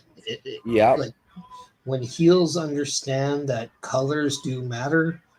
Yeah. On their gear, it just does such a great thing. Dr. Pepper, Dr. Pepper, Dr. Pepper. Not exactly. I don't know. That's what Leeds is saying. As I take a drink from my non-sponsored Dr. Pepper. Leeds, explain. What was said then? There was no innuendo. No. Not at all. But I am curious, because maybe I did say something, go on to the same thing that that Belly did. So please let me know why you said that. Because if I'm wrong, I will kudos you for correcting me. And then he will have a sip of his beer. Either way, Parrish is going to have a sip of his beer. JJ coming in and saying there are rumored talks of Bray versus Cody at Payback. Yeah, but there's been rumored talks of Bray versus everybody since Bray disappeared. And I'm going to say this right now. That's not what's happening. No. There is a confirmation that Bray is going to interrupt or be part of one of 3 matches on SummerSlam, and that is one of Roman Reigns versus Jey Uso, Cody Rhodes and Brock Lesnar, or Seth Rollins and Finn Bálor. Yes. I have not read much about the specifics on which one that could be, if that's going to be the case, but I'm going to put it out there. Tom said the same. I could see it being more likely Cody versus Brock, because he had called out Brock or Lashley for WrestleMania, but apparently Brock is going to be entering into a new feud with Omos after SummerSlam as well. Why? Because Brock handpicked Omos for WrestleMania and really believes in him. I know, but that match was trash. The match isn't trash right now. It's Bronson Reed and Ciampa as. Oh no, these guys are putting on a clinic right now. Yep. I don't know why, but the more I see Ciampa just excel in the ring on main TV, it still somehow makes me miss even more the glorious one. Yes. Robert or Bobby Roode. Yes. I'm itching for him to come back and to come back in the glorious gimmick. Not that the whole thing he did with Dolph Ziggler, because I didn't really care for that. Well, the Dirty Dogs was just a rip-off of the Dirty Heels from Impact. I didn't hate the Dirty Dogs. I just didn't. I didn't hate it either, but it's just. I didn't hate it either. I felt like I wanted something better for the both of them. Yeah. I mean, there's a lot of worse things you can have than being said, hey, we're going to pair you up with Dolph Ziggler, and you're going to go. Because, well, if there's one guy that you know that is going to put on what Leeds has said earlier, banger, Dolph Ziggler is that guy. Oh, yeah. Robert Roode is Is that guy. probably, if there was a mini-me to Triple H, Robert Roode might just be that guy, in my opinion. Yeah. He reminds me of Triple H 2.0. All right. JJ, you're on. If this happens, you can't say Tom said nothing anytime I'm on camera again. Talking about how I said that Tom had confirmed that Bray and Cody is not happening at Payback. I mean, The I'm gonna rumor put out- he had mentioned, though, is that it's going to be, and I don't see how this makes sense to me, but he said Logan Paul and Ricochet is where Bray shows up. See, I'm gonna give two things. We all know who Roman Reigns won the Universal title from. Yeah. Bray Wyatt. Yeah. That makes sense to me. There is history there, and I understand it. Yeah. Where I would go is, and I said this on Busting Out, I would not bring Bray Wyatt back by himself. No. He Yep. needs to be brought back with an entourage of talent. Yeah. And that's where I said Therefore- bring Schism up. Well, maybe. But just then, if you're going to say interfere on anybody of the Judgment Day, and this is where the rumor of Seth versus Finn could be a thing. If you're going to go in that route, you need backup. So Uncle Howdy, Bodell, says WWE 2K23, kind of Yeah. told everybody it was Bodell's for sure, more or less. But then also we know that Nikki Cross is being rumored of being a female presence in there. We heard that Eric Young was a rumor name being put in there. Yes. Until he left and went back to Impact. If by chance Schism is out when their contracts ends post SummerSlam, this is a great time to call people up. This is where I would actually think about bringing Joe Gacy up and putting him in there. Yeah. Yep. And if I'm going to throw out a couple of other NXT names to go with Bray Wyatt. And I'm going to suggest Braun Breaker and Cora Jade. I don't think Cora Jade is brought up after SummerSlam. Okay. Braun Breaker, perhaps. I could see Braun, but I kind of want Braun to come up on his own. You know what I mean? Yeah. But it would be a direct change from what he's doing right now, because the way he's doing is very reminiscent of Scott and Rick Steiner. So Yeah.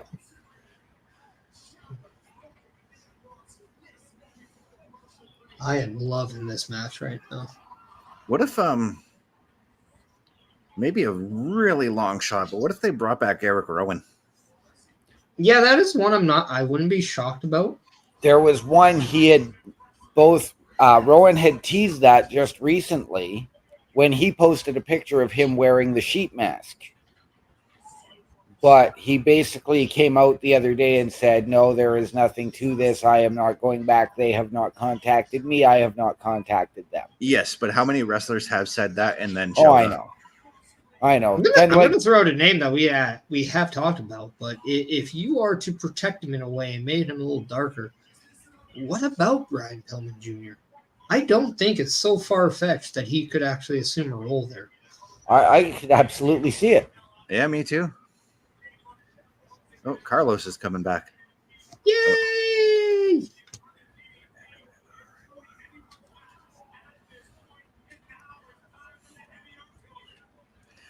No, this match is it's everything I wanted it to be. Yeah. Now, Joshua Joseph is coming in. Now let's make this clear. I don't want Bray back. I've lost interest. I will say, though, this is a story that makes sense. Bray is a crybaby anymore, and I can't see selfish human being as himself said, and there won't be the push. Now, Josh, I just gotta stop there. You have no idea, like we don't have any idea about what has gone on backstage. Yeah. If by chance there is no reports of him saying this, it's very inaccurate, and I'll say that just that word, of us thinking that's what happens. Yeah. It's really easy that we can talk about somebody not being happy about what's going on. But I think, and I can say this as a performer, that I don't necessarily always care about being in title pictures or thing. I care more about the direction of what I'm doing, whether it's with anybody on the roster.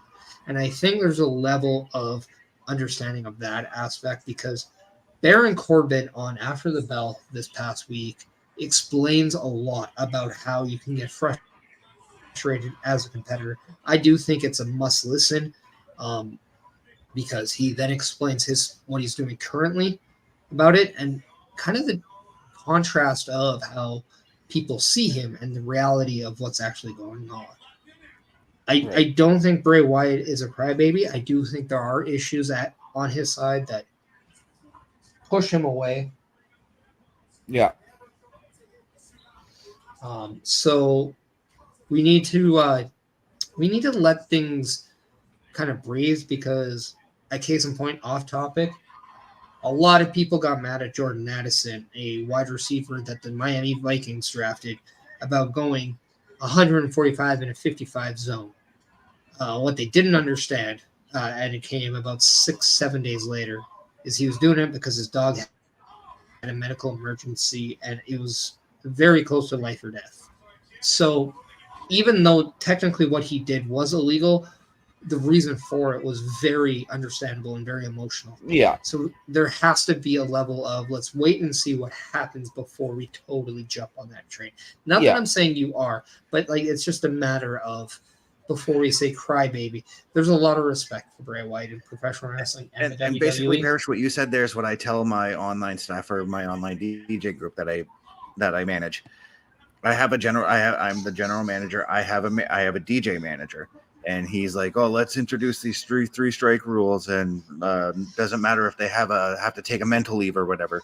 I always tell them, "Wait and see. I will talk to them. Let's find out what's going on."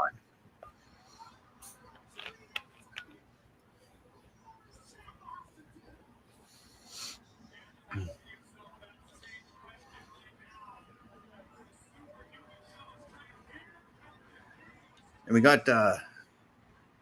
I don't want to spoil this, but Nakamura's out there, OMD. And yeah, I've got him coming at the top of the ramp. Okay.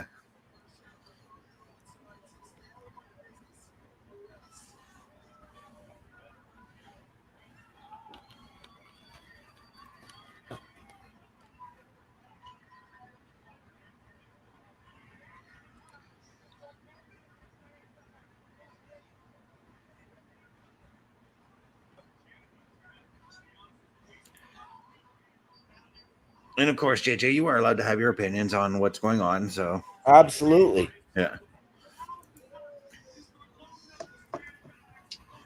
And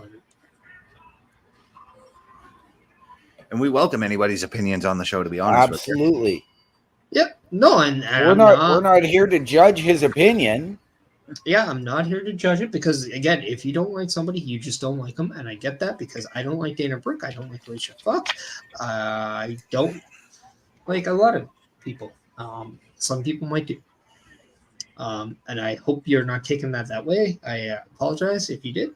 But understand that this is a very kind of contrast opinion, but the curtain, as I like to say, is a contrast to information. Yes. So when you're at a show, depending on what side of the curtain you are, there's also a side of information you may or may not have. And before I go to one physical opinion of calling somebody a name or anything like that, I always give a benefit of the doubt because obviously wrestling has taught me there are 3 truths to a story. It's what he said, what she said, and then the truth.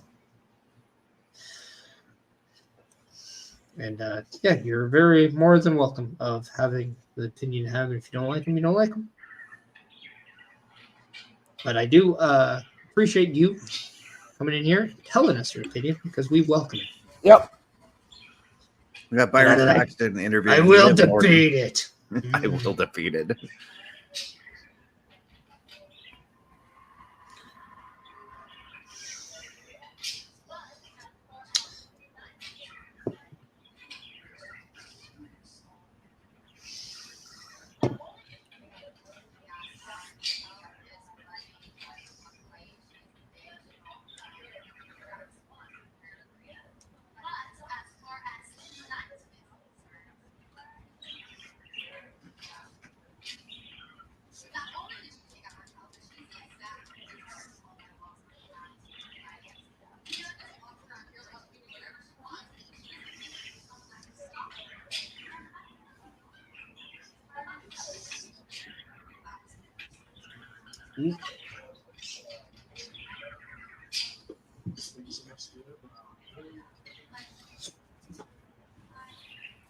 Sounds to me like Liv is going to lay down the challenge to Rhea. Yep. See, I don't hate that because I love the fact that if they do want to do Raquel and Rhea, they're not forcing it. They're letting it build, and I appreciate that. It's Hunter telling us to let the story play out. You know what I mean? Well, and he also said, like, be patient. Good things come to those who wait. Yep. And I think that was directed to more people than just LA Knight or the fans of LA Knight, sorry. Speaking of LA Knight, I hear Vince is very high on him right now. Yes, there's a lot of a high on him, but then there's also apparently rumored backstage heat on him. Now, And that's That he's rubbing guys the wrong way. and again, like when it comes to rumors about anything, you got to take it with a grain of salt, in my opinion, because there might be moles in locker rooms, but at the same time, if you see something, you could take it out of context. You could take it out of what it actually is, and sometimes it goes the wrong way, sometimes it goes the correct way. We don't know, but at the same time, we're getting Liv and Rhea next. Wow. Yeah. Why wasn't that pushed last week? Or at least talked about on Tuesday morning after Raw, you know? I don't know. Well, I mean, Liv did lose a championship. Her friend did get hurt in the process. And she did run out and attack Rhea later on that night. Yeah, and there could have been. I don't know. Like I'm just curious to how Chelsea got her tag team title back after Mark Matt had it in Japan. Well, you didn't see what she posted online? No. She said that Matt Cardona had a replica, not the real one. And Matt Cardona then said, Bobby, hey, look, coming in. Marks will just listen to whatever they want. Are you trying to tell me that the fake news media spins all things to sell stories? It's and then he said, oh, yes. And good evening, guys. Good evening, Bobby. How are you, buddy? How you doing, Bobby? Let's just say the IWC are crazy. Yes.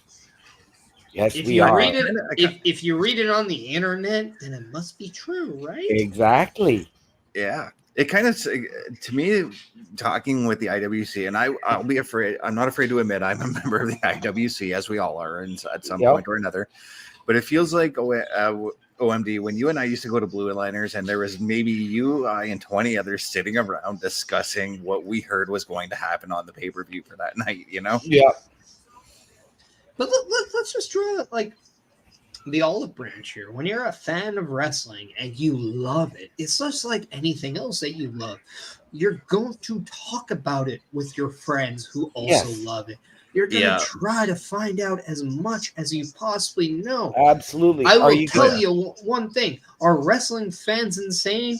Yeah. But you know who else are? Fantasy football people. My God. Everything is what it is. If you love it, you will do whatever you can to find out as much as you can about it. But also, you need to have that understanding that just because you read something doesn't make it the gospel. And that's just it. Like there's a difference between being a fan and sharing your opinion and then being a journalist and finding out the facts and the truth. And I'm not saying everyone's guilty about it, but at the same time, I'm saying there's a lot of people guilty about it. Yeah.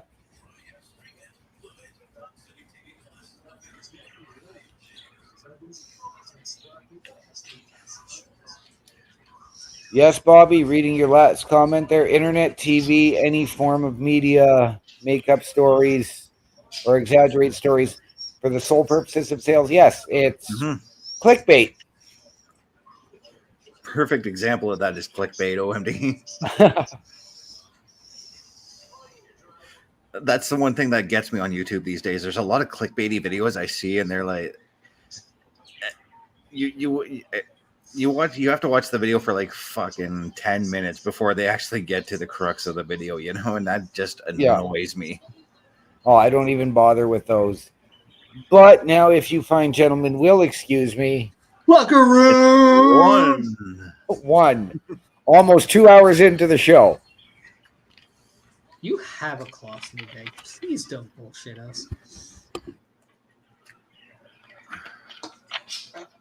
It's either. I mean, to be. We have. Carlos, I'm gonna put you back up. With everything good, brother? No, but we'll get through. I came back at a good time, apparently, though, I hear. Yeah, you came back just in time for OMD's locker room visit. A locker room visit and a Liv Morgan sighting. Yes, I will watch her. And me complaining about how they should have actually promoted this match that she's got right now last week. Yeah, I think so as well. I think they should have announced it like Tuesday morning or something like that.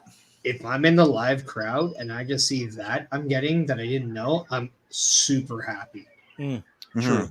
Like I was at the Raw where all of a sudden we got Candice LeRae come out. Nobody knew. It was absolutely awesome.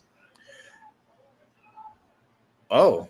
And Karl, Dr. Pepper. Dr. Pepper. Think he's out. That's class.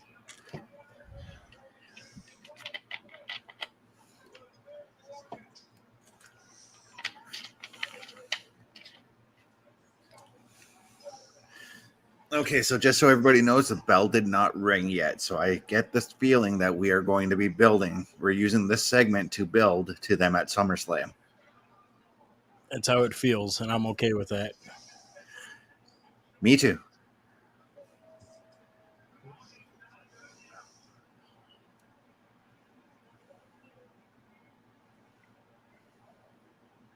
Either that or we see Raquel come out. I like how she's stalking the ring.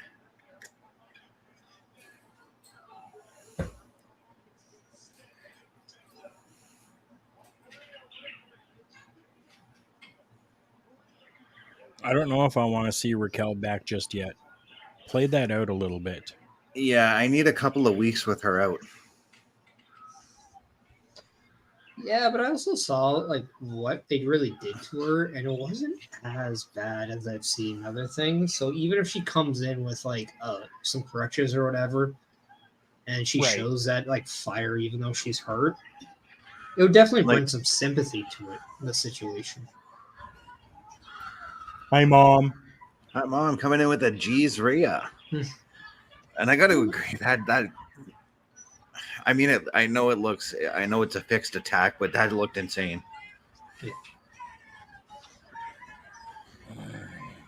I love that Rhea Ripley is making you earn shots at her title. She is forcing you to beat her. She's not proving that she needs to be better than you. She's showing you she's more dominant than you. So whoever takes that title offer will have to earn it and will have to. On that opposite side, I like how she's taking out the people who are her potential contenders. Mm-hmm. Striking first, as it were. That's exactly what Randy Orton was doing at the beginning of his Viper stages. Yep. Oof.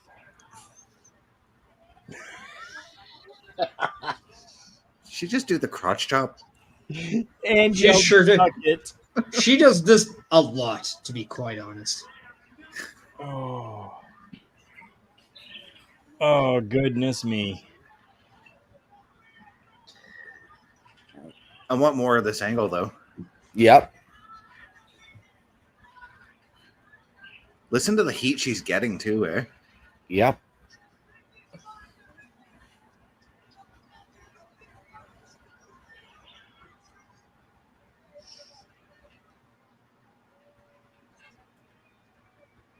So we must be saving Seth and Finn for the main event segment. Oh, I would hope so. I believe I 100% agree on that one.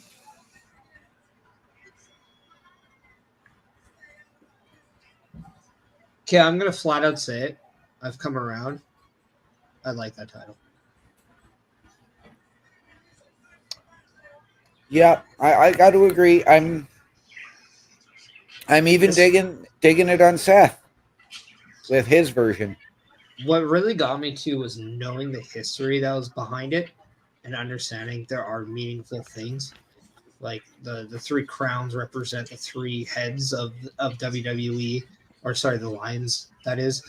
Right. The ring ropes being on there, and just, the homage to other championships.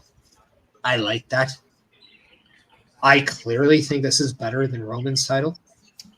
Oh, Yeah. 100%. However, I still don't hate it. I understand why people are upset with it not being creatively different than what it was before. Yep. But when you leave it alone, it's really not that bad. I just No. wanted the backstage of that main plate to look more busy than what it is, like the UK title was. Okay. I can get behind that that one. Yep. And if anything, I'd probably take the WWE symbol, shrink it down a little bit, and move it to the top of the belt. You don't need to give me like W, like, and just push that in my face. No. Like, we get what the logo looks like, but Yeah. it's not like when you go into other sports and, like, actually, I'll do this. UFC, you guys absolutely made your titles look absolutely hideous. I can take bigger dumps than what your freaking titles look like now. Oh, What they were God, I before hate were their belts beautiful. now. Yeah. What they look now is like if Mario 3D took a shit in your living room and you're like, let's put this on leather. That is what they did. Oh God, Mario 3D. Yeah. Yeah, it's a goal. To go. But I still mean, have to you watch don't- the new Mario movie, by the way. You don't see the NHL logo on the Oh, Stanley Cup, dude. which I think we can easily say the greatest looking trophy in all of sports. Yeah. You don't Oh, yeah. see you don't see the MLB on the World Series. That just like No. has to be a thing. You don't Right. see it on the NBA logo on their trophy. You don't No. see the NFL logo just gigantic. Yes, you do. Plastered. Yeah, I Not was going to say, plastered. you see it on the NFL trophy. But it's not plastered like the WWE No. titles. No, No. but it's front and present whenever they present the trophy, which makes sense at the same time. Yeah. But I mean, the Lombardi Trophy it's not terrible, but it's stupid with how many there are. Yeah. Right. Like, come on. Yeah. Like, Pug give me life, a- Carl. Pug life. Right. Hello, puppy. He seriously looks like Frank from Men in Black. Right. Alejandro wanted his little time in the spotlight. Oh, well, it's like my cats. They show up on the podcast every once in a while, and so do Bobby's. Yeah.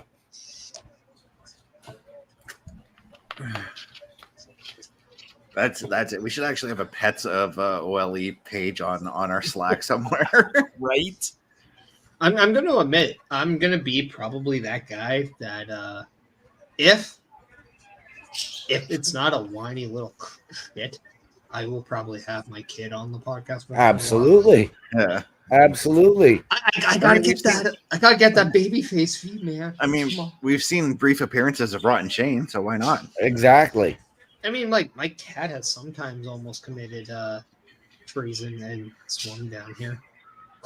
Hey, my cat watches our shows when I watch it, as I proved in. Yeah, on we've seen the Busted. photo. Hey. Or when Bobby was doing his game stream the other night. Yeah. Pet power. That's right. We'll call him Pet Patterson. Hey, Allie. Pet Patterson, right there.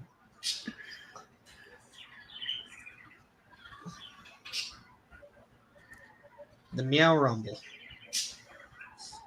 The creator of the Meow Rumble.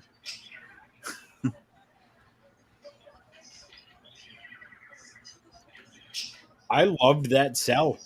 Yeah, I was Yeah. gonna say, like, that felt real. I do, but here's also my take on it. It makes her look like she's not tough. Okay, yeah. Yeah, I can see that. As a baby face, knowing they have to go against Rhea and some of the crazy things that she's gone in, I want her to be a little bit more angry.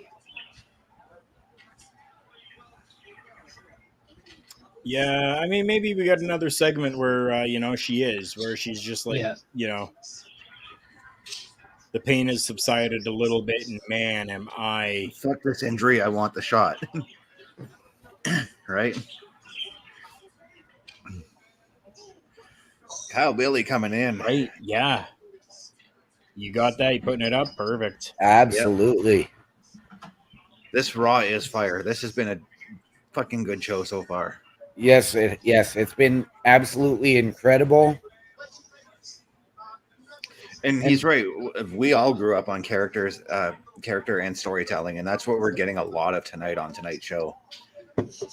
As we've got Otis and Chad Gable on the screen, which, by the way, the new subscriber I mentioned to you before, Kurt, Carl. There, that's your name. Today, Junior.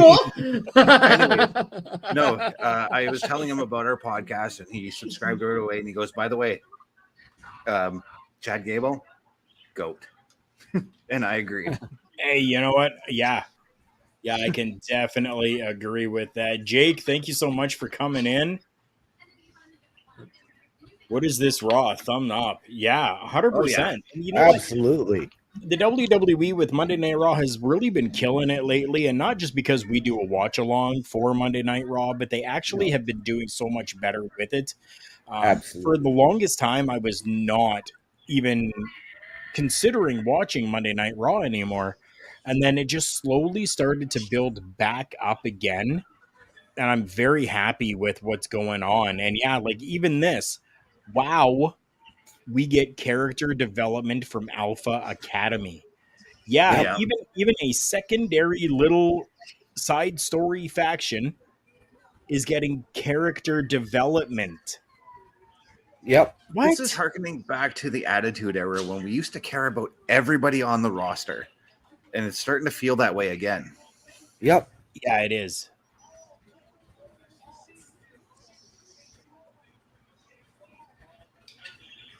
We got Ricochet in the ring. And really, this is only the second mic segment in the ring. Yeah, going back the show, and then now it's been a lot of backstage interviews and stuff tonight. Yeah, but we only got them short. We only got one of those backstage interviews that interrupted an entrance tonight. Yeah, just now. Like, not now, but just before Rhea and Liv. I do want to say this. Even though Jake Stone said, what is this Raw? Thumbs up. Yeah, speaking of thumbs up, make sure you, who are viewing on YouTube, give this a thumbs up. Helps us go a long way. Also, if you want, because that is your choice, hit that notification bell. And see you don't miss any of the amazing content that our local establishment and Turnbuckle Studios provide. With our local establishment, it's pretty much a daily that you're going to be getting something.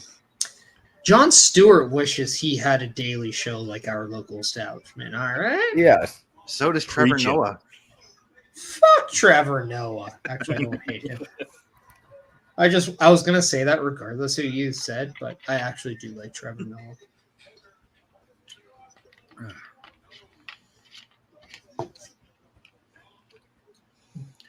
By the way, that chair shot that Jon Stewart gave to John Cena many years ago, one of the worst chair shots I've ever seen. Oh, man. If you had 51 more of those, you can get a year because it's so weak. Yeah, that's the joke I give it because yeah, doesn't deserve a good one. Nope. Trust me, I have good ones, but I can't. It ranks up there with some of Hogan's chair shots, by the way, and Hogan gave some really bad chair shots. Terrible at times. Yep. But Kevin Nash sold the finger poke of doom for him. Yeah, true. Ooh, I'm going to put this out there. What if Ricochet is to move to SmackDown and join Bobby Lashley's group? Here comes the heel. Oh. Has he ever been a heel? Like even outside? Not in of WWE. I don't know outside. But not in I WWE. believe he was in Mexico for a while.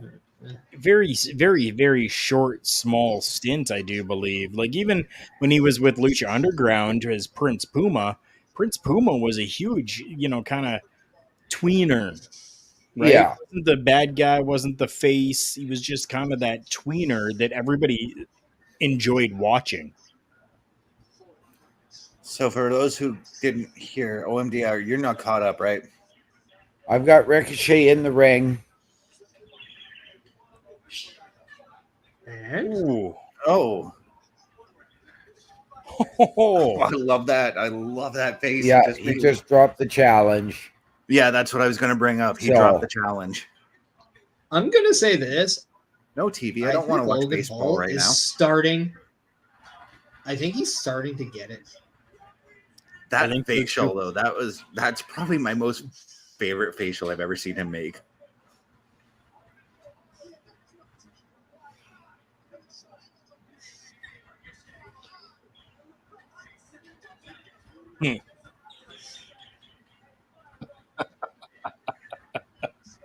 Oh.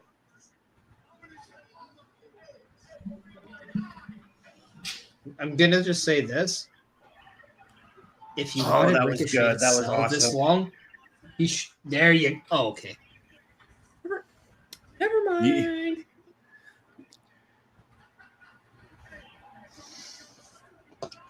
I now want to see this match more.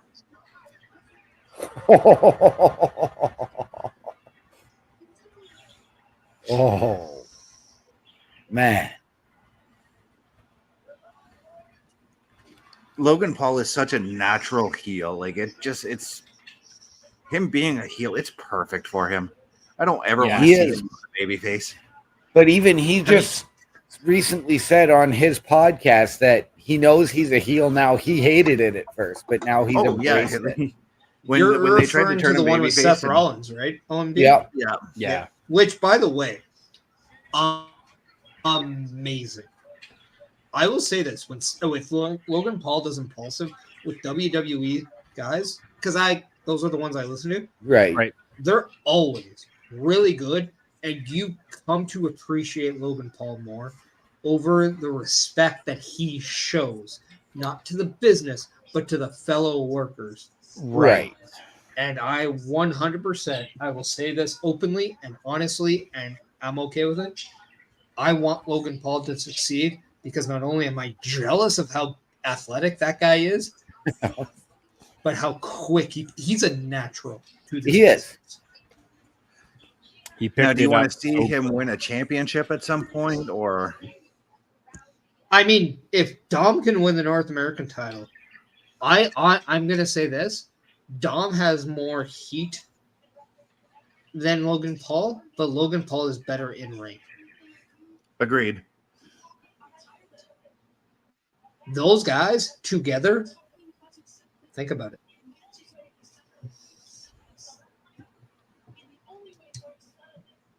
I mean, we've gotten Dom and Logan Paul against one another, but that was tag team action.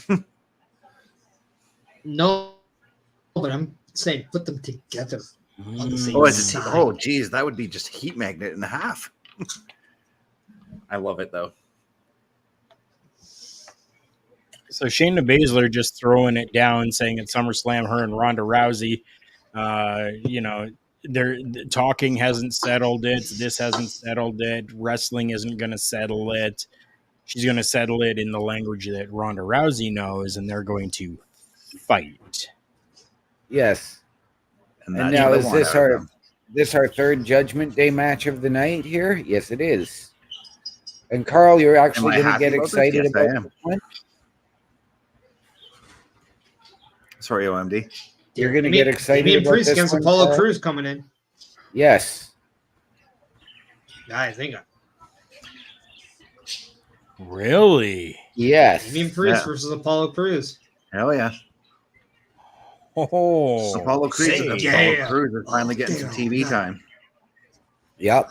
boys who are ready to fight. And I find it funny because I actually happened to watch main event this past weekend, and it was Apollo Crews versus Judgment Day McDonough. Okay. So See, I there was was wondering, the let's feel it out. Oh, yeah. Whoa, you all right there, Puggy? Yeah, okay. Part of me thinks they're waiting until after SummerSlam to really do something with JD McDonough on Raw. Yeah.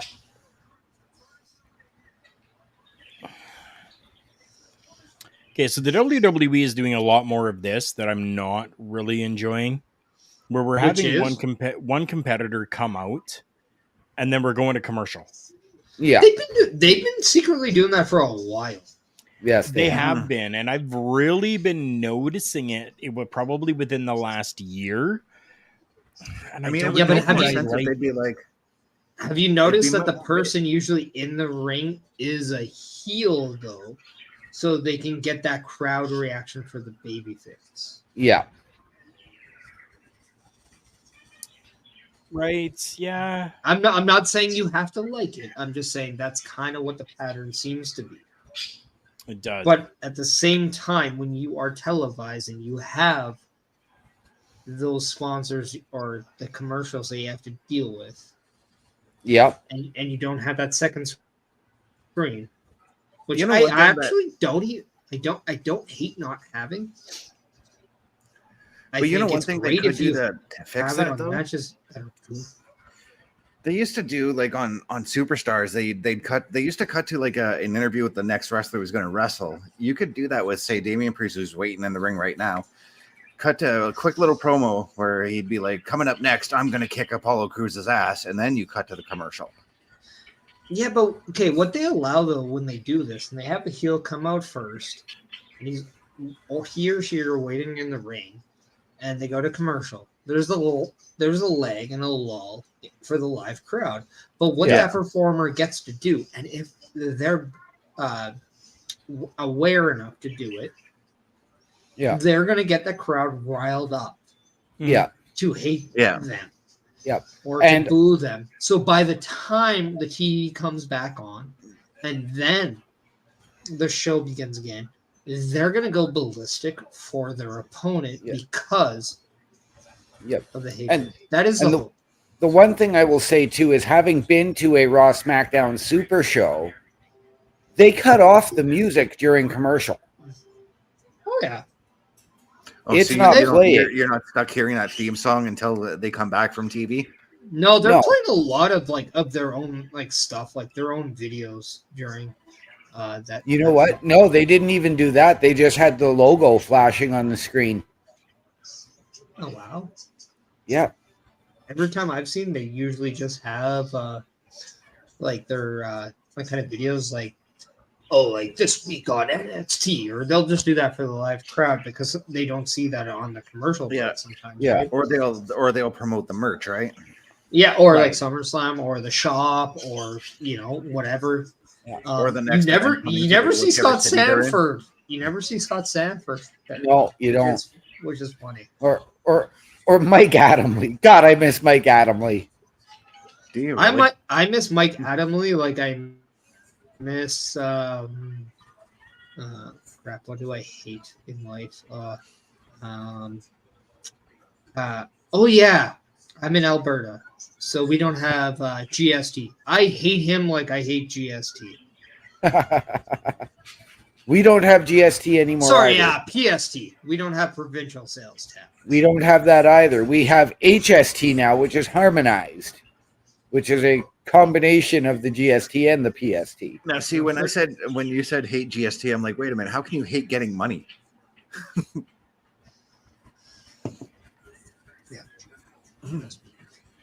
We don't get money. Because that's what they call Canadian our government takes a payments giant here. number 2 on Western Canada.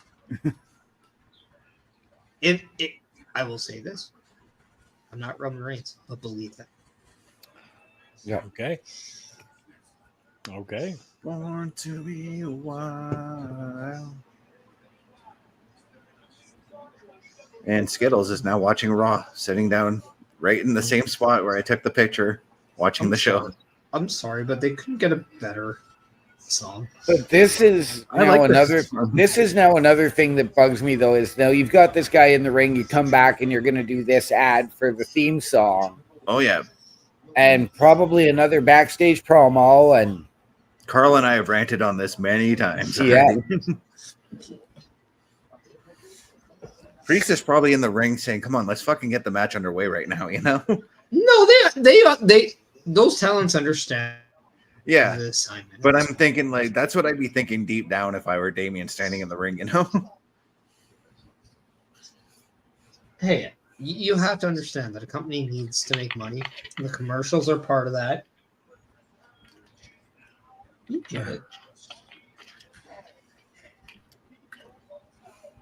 Yeah, and I mean I get all of that, but I don't know. I don't know. It'd be nice to see a little bit of a change once in a while. And Yeah. I will say that. But I love the fact that Apollo Crews is getting a full-on entrance. yes, And I think my cat is marking out for Apollo Crews because he just crawled up onto the TV.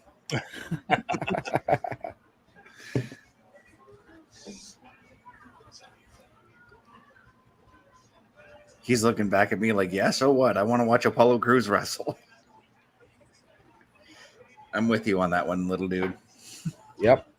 If they do a King of the Ring, I kind of want to see Apollo Crews not win it, but I want to see him go to the final. Like, I want to see him have good showing. Mm-hmm. Me too. But also, if they do King of the Ring, you do it in one freaking night, not what you've been doing lately. Because Yeah, no, I want the one night. when it comes to King of the Ring, I'll just say this: fuck you. No, I want it one night like it was going to be when they were planning it earlier this year for Saudi Arabia. I want the one night tournament.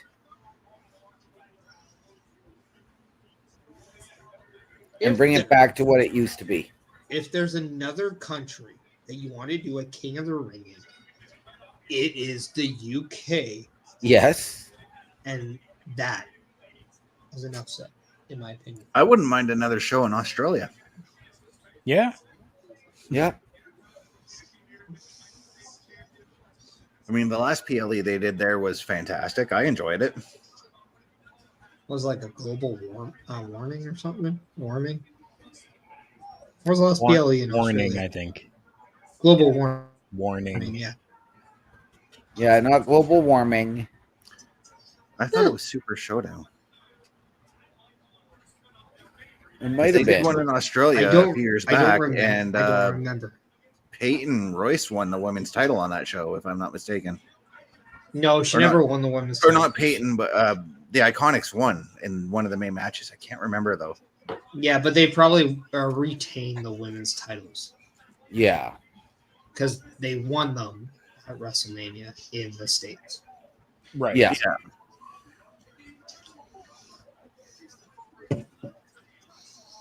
But I think it's not Peyton Royce. It's Billy Kay that's Australian. Both of them are. Both of them. I don't think Peyton Royce is Australian.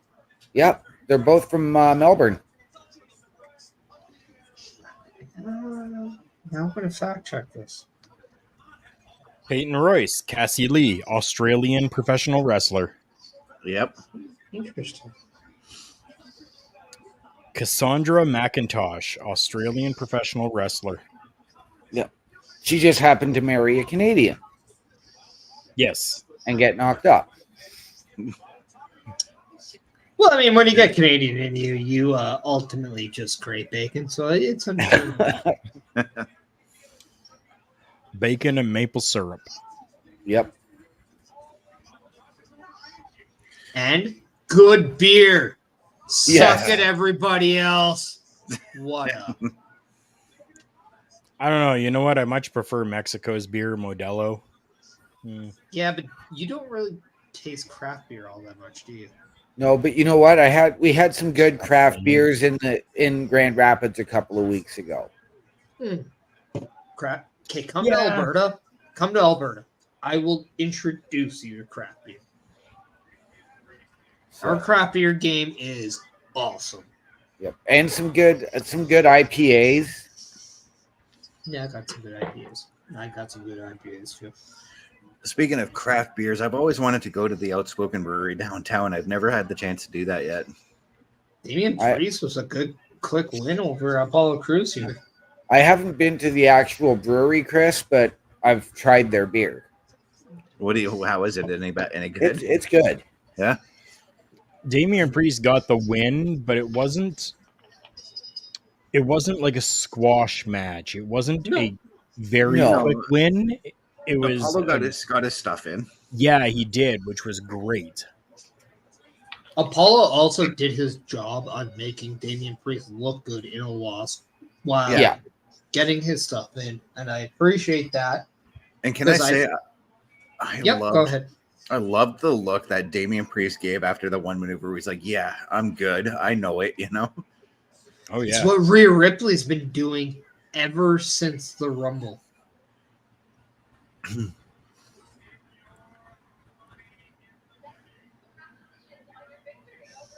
Why is there a plastic skull? I don't know. Is it a hint to somebody? Also, does it look like Becky is a little bit more blonde than she is orange? Yeah, I noticed that too. Yeah, I think it might just be the backstage lighting there. Yeah, I think it's. I'm gonna say it's probably because she might have some movie stuff going on. Maybe. Oh, yep.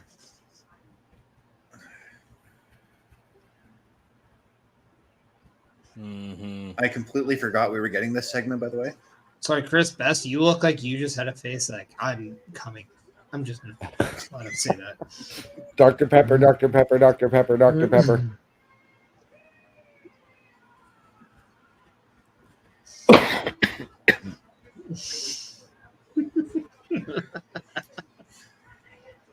Even Dr.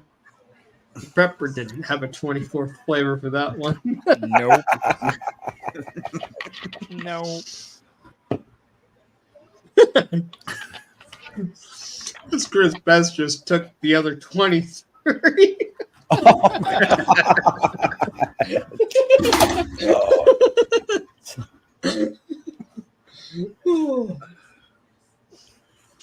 Sorry, but that was way too funny.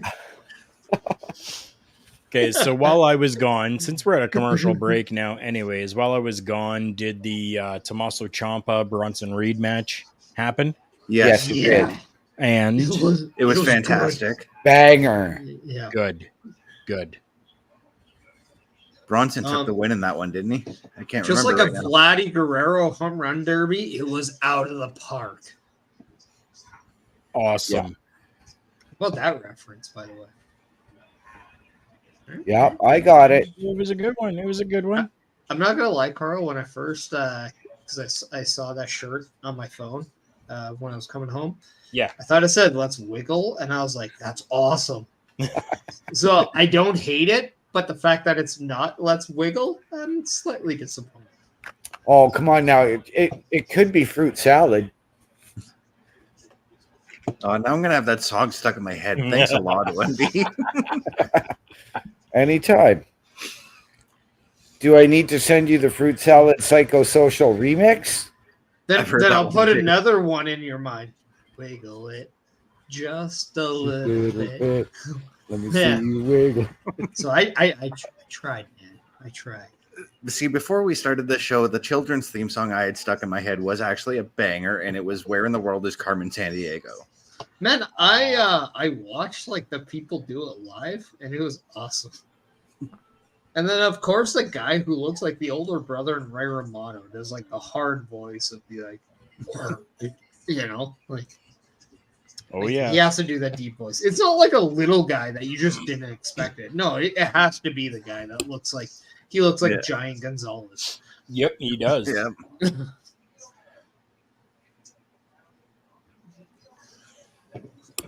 Now on which 80s cartoon, and I'm going back to early 80s, did Brad Garrett from Everybody Loves Raymond star in? He was in Hulk Seinfeld. Hulk Hogan's Rockin' Wrestling, my friend. Yes. He was Hulk Hogan. Yes, he was. I know he was in Seinfeld back in the Now, who was Uncle Phil on that show? day.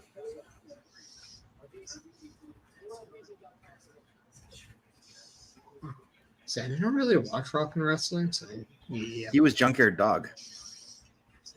Okay.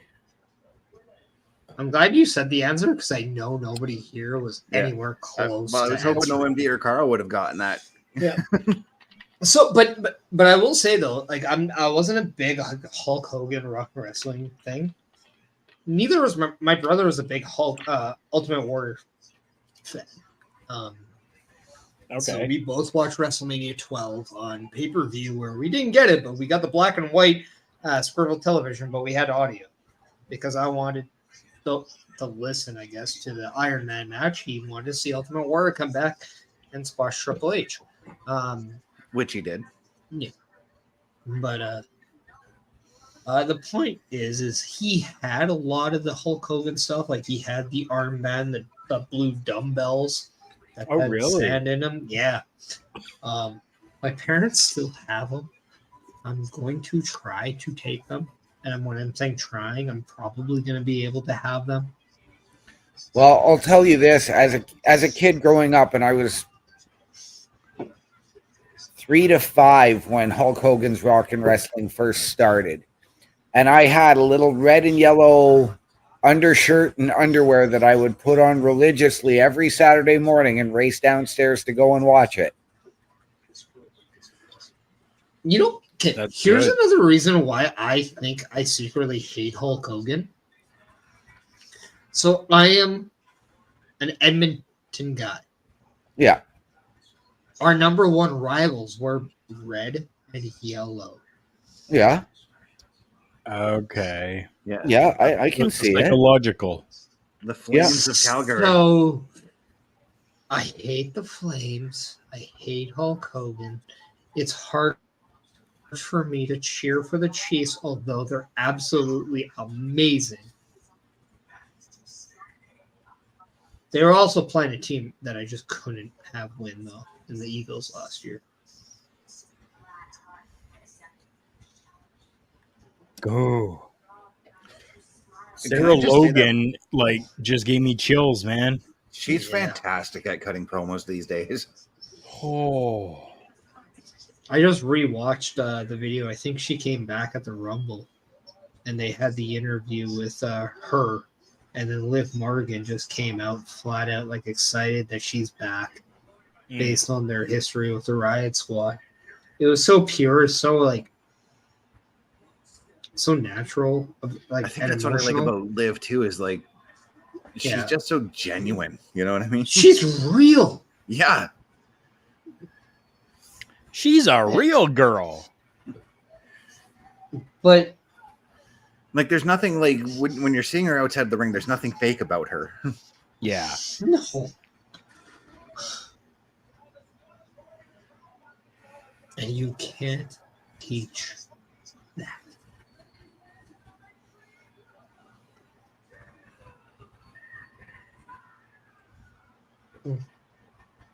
Okay, does Drew McIntyre need a stable or some backup for Imperium? I don't think No. so.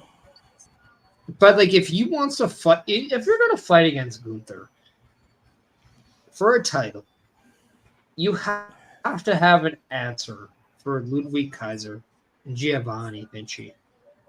Yeah, you got to have some friends. I still wish it You- was KO and Sami Zayn. I feel like there's still something left there.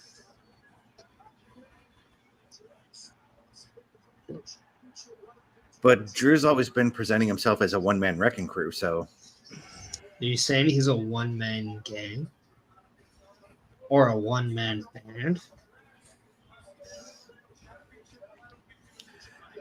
when I'm not saying three men or 3MB needs to come back. 3MB I am coming not back. saying that at all. By the way, I don't know, I thought I heard you say one-man gang, and my brain went to Akeem. Yeah, that's what he was referring to. Oh, oh yeah.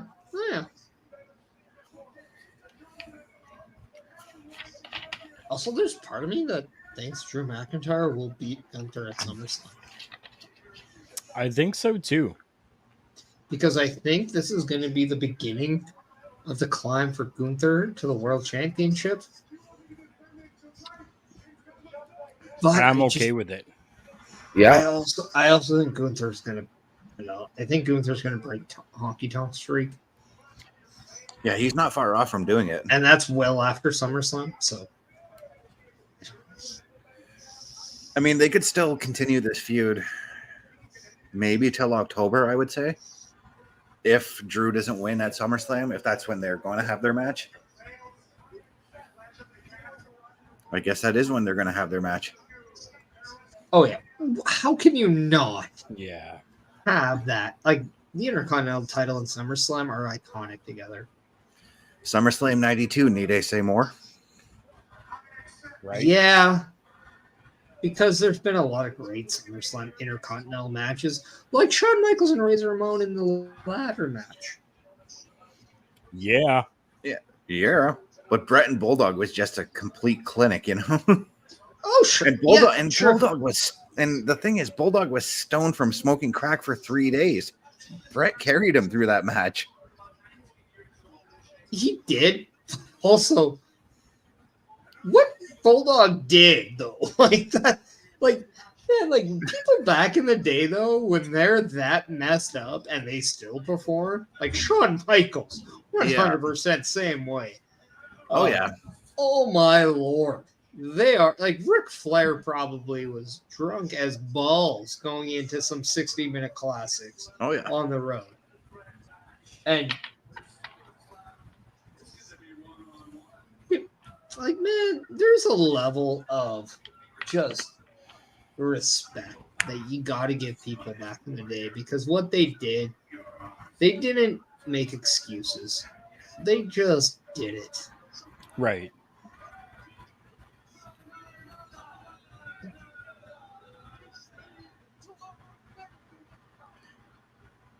Kaiser cutting a promo. I'm kind of liking it other than him doing his introduction. Yeah, I me don't too. want Kaiser to get a singles push. I'm not gonna lie. That guy's a star. Mark my words. Yeah. Oh, yeah.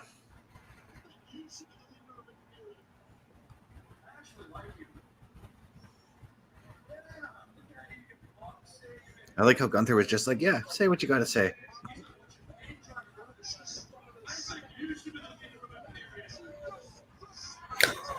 Oh, wow.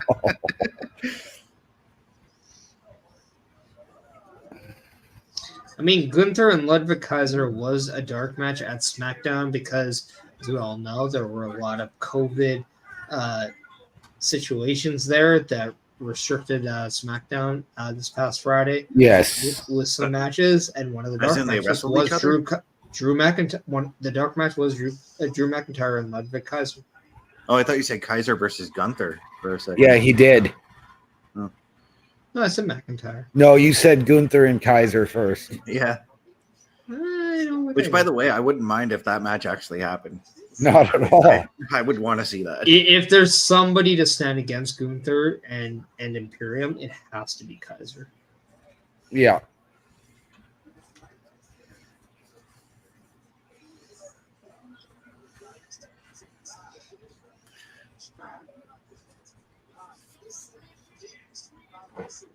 So we're getting a Great American Bash commercial on the Canadian feed here. Yep. I'm going to be watching that show. I think it's I gonna will be watching it. amazing. What, the NXT show? Yep. Yeah. Oh, yeah, I'm going to be watching I'm it. watching it. As long as I'm home, I'll watch it.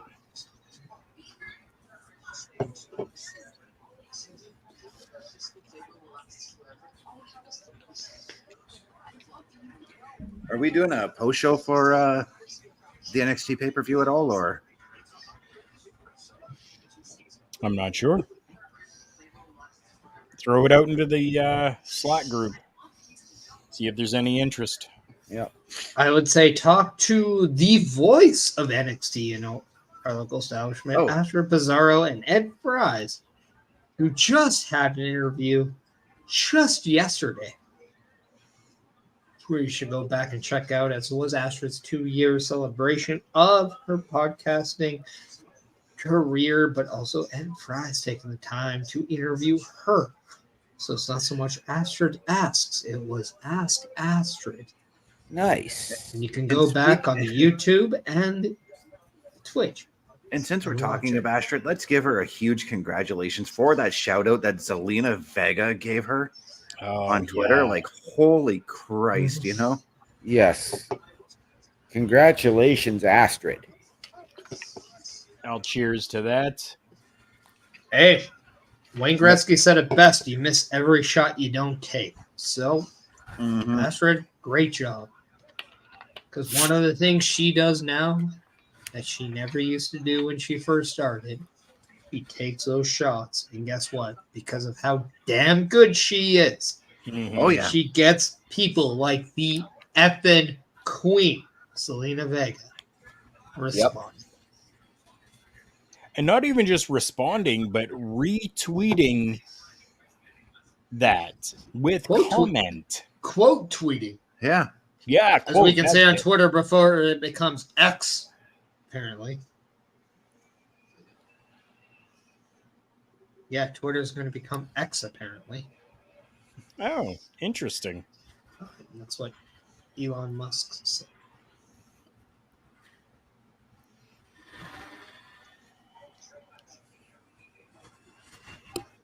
I'm not going to lie. I'm not going to go see Meg 2, The Trench. It looks stupid. Yeah, it does. That looks like an excellent movie to see in IMAX. Maybe. IMAX 3D. Yeah. Just one of those just one of those movies where you just want to sit down for 2 hours and shut your brain off, you know? Now they're showing some clips where Cody Rhodes and Steve Austin shared an El Segundo Broken Skull. And now that looks something that I'd like to drink in 3D. We tried to find it in Michigan, but we couldn't. The closest place that was located on Google Maps was in Big Rapids. You mean Grand Rapids? Nope. There's another Rapids? Yeah. Yep. There's Little Rapids, Big Rapids, Grand Rapids. Oh, Lord. And I thought Alberta was stupid with city names. Yep. Because we have balls.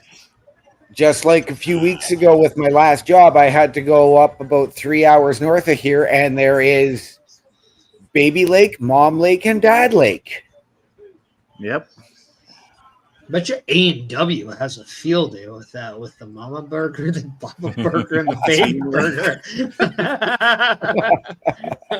Burger. You know, they did shoot one of their commercials just half hour outside of our city. Why couldn't they do that for the teen burger or for the family of burgers up north? Right? Yep. They should have. Oh, dear God, AEW. I mean, that's because Echo Bay is actually the home of the Looney. Sorry, what'd you say, OMD? I missed that. Because Echo Bay is actually the home of the Looney. The person who did that's true too, actually, because the person who original invented design. it. Yeah, the person who created the designs from Echo Bay. Yep. Yep.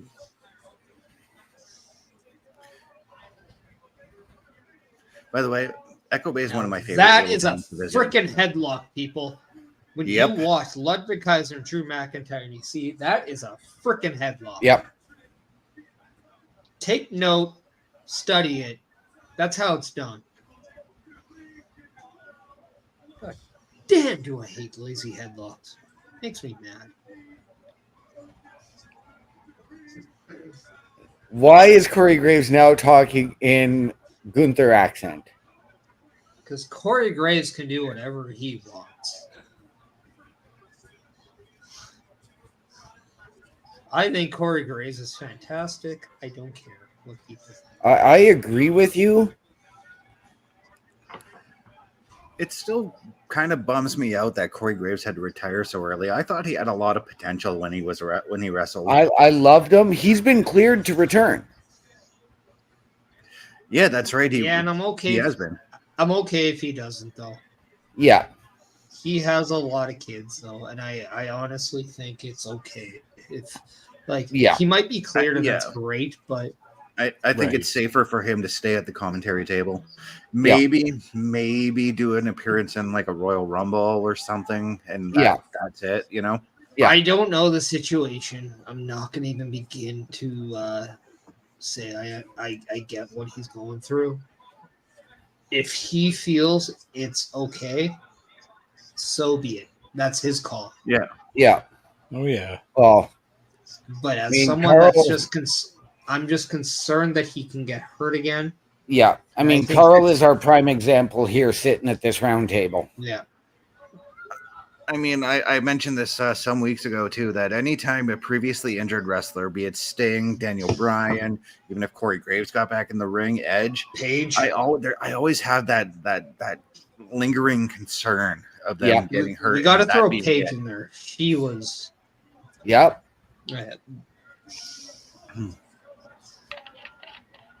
It's just such an unknown. Yeah. It is always an unknown. And it's really hard. Because tell me if you guys didn't have that. And when we talk about SummerSlam matches, a trepidation about the health of one Shawn Michaels when he came back against Triple H. Absolutely. Yes. The way he sold every backbreaker Hunter gave him. And if that cringed in my match doesn't prove that he is one of the best all time, I don't know what is. Because 4 years off with those issues, changing your life, coming back, and just having the match of the night with guys like Matt Hardy and Rey Mysterio opening the show, Kurt Angle and Rey Mysterio opening that show. And then what? Oh, yeah, you had Brock Lesnar and The Rock? Yeah. And you're the match of the night? Oh, that was that whole card was stacked from top to bottom. Yes, it was. Even I think it was Undertaker and Test were on that show, and that was even a decent match. I think they had Edge against like Lance Storm or somebody too. Like, I'm gonna look it up because that show is so underrated that it is like, oh my god, was it amazing? When people ask me about my favorite SummerSlams, '94 comes up as one because it's just a personal favorite of mine. Bret and Owen in the steel cage was fantastic, and Undertaker versus Undertaker was also really good as well. Right. SummerSlam 04, for personal reasons, Karl would understand on that one. Yep, sure do. And you're at it? Yeah. Yeah. SummerSlam 02 and SummerSlam 02, because that whole card was just fantastic. That show gave you a little bit of everything, and that's what I liked about it. So what we saw in the dark match was Spike Dudley defeated Steven Richards. The opening match was Kurt Angle defeating Rey Mysterio. Ric Flair defeated Chris Jericho. Yeah. People. That was the second match on the card. Two of the absolute goats in professional wrestling. Yes. Then you had Edge defeated Eddie Guerrero. Yeah. Yeah. You had the Un-Americans Christian and Lance Storm defeated Booker T and Goldust. Like, come on. A vastly underrated match that was. Then you had Undertaker defeat Test. Or sorry, before that you had RVD against Chris Benoit. Then Undertaker and Test, Shawn Michaels and Triple H, which was the longest match of the night. And then you had Brock Lesnar defeating The Rock. Stacked card, like I said. Like, dude. But speaking of Chris Jericho, let me pull this out. I thought it was going on a locker room break. Everybody be careful. Somebody is pulling something out. We have no idea what it is. Well, speaking of Chris Jericho, I got my Painmaker shirt on, so. I mean, speaking of Chris Jericho, my wrestling first name is because of his. Actually, the one Jericho shirt I really wish I did get was the one you got at SummerSlam 04, Karl. I think it said Y2J, had the planet in the middle, red sleeves, white middle, if I'm not mistaken. It was the Sexy Beast. Yeah, Yes, I wanted love that that shirt. shirt. I do have the original Y2J. Oh, there's a bobblehead. I found that at Value Village the other day, believe it or not. I'm going to Nice. say this. Why doesn't D'Lo Brown have a bobblehead? Because it makes the most sense in the world. Right? Absolutely. agreed. Pro Wrestling Tees, get with the Pro Wrestling Tees. Whoever can do it for D'Lo, do it. Whoever D'Lo is associated with. Oof. Yeah. Probably Godfather Strip Club in Vegas. Yeah. Carl? Yeah. Yeah. Yeah, that air raid crash. Yeah. Jeez. Hey, if our friend Ryan Carlella can have an action figure made of himself,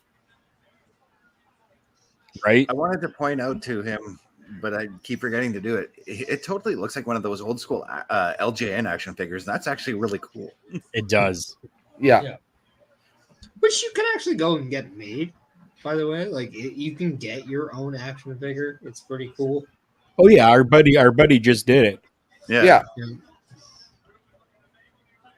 And it looks really cool, actually. Really, really cool. Oh, that was awesome, but a bad camera view. Yeah. Ooh. Nice.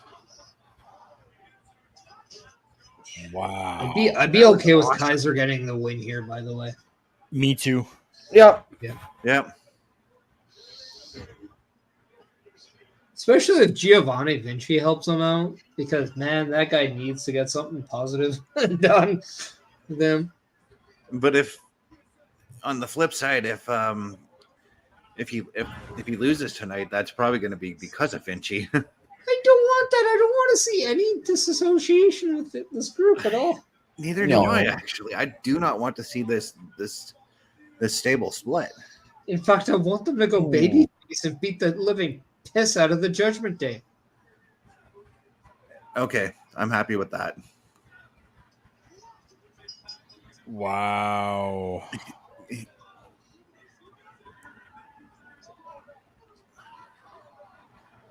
I am not disappointed at that at all. No. Nope, I'm it still made Kaiser look really strong, by the way. I'm great with that finish.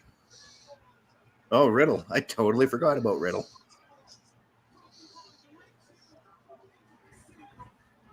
I forgot that Riddle also had problems. I with, wonder if Imperium. I wonder if this is where Randy Orton makes his return at SummerSlam to even the odds against Imperium. I And can your see that. I group can is, see Vinci and Kaiser. Your group is Droop and RKO. And maybe Randy Orton. Here's the thought. Maybe Randy Orton is the guy that defeats Gunther for the IC title. Yeah. I would be I'd be okay with 100 on board for that. Yep. Because it also makes it look like, because WWE, as we have seen, is building future challengers for all their champions. And it makes sense for that. It would make sense for Randy Orton to challenge for the IC title. Keep him out of the world title picture for just a little bit, actually.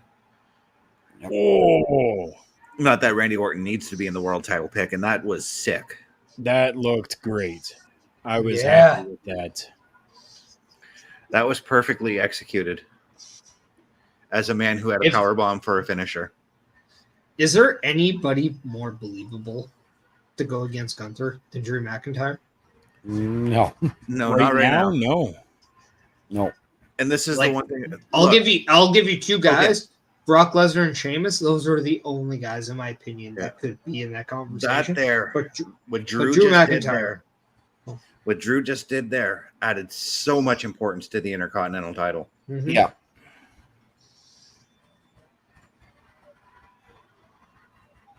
And how beautiful does that title look with Drew McIntyre? Oh, that looks it looks real amazing. Good. I honestly do think people need to look at this IC title. It is good. It's a nice looking title. It is. It might be the second best IC title. We're getting a Ronda promo. Yay.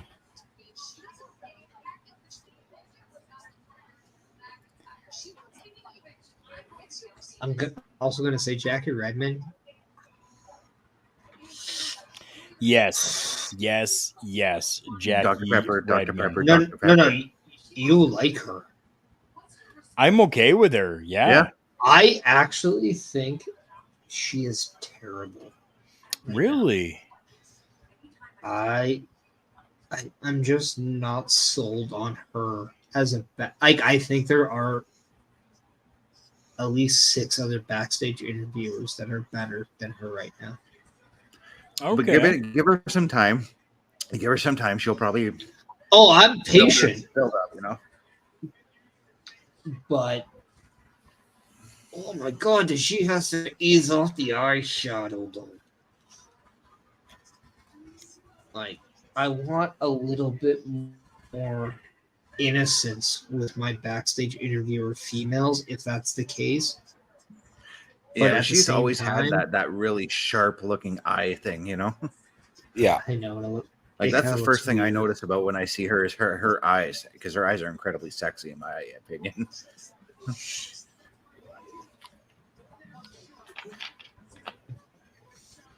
If there was a time I had Dr. Pepper, I wish this was the time.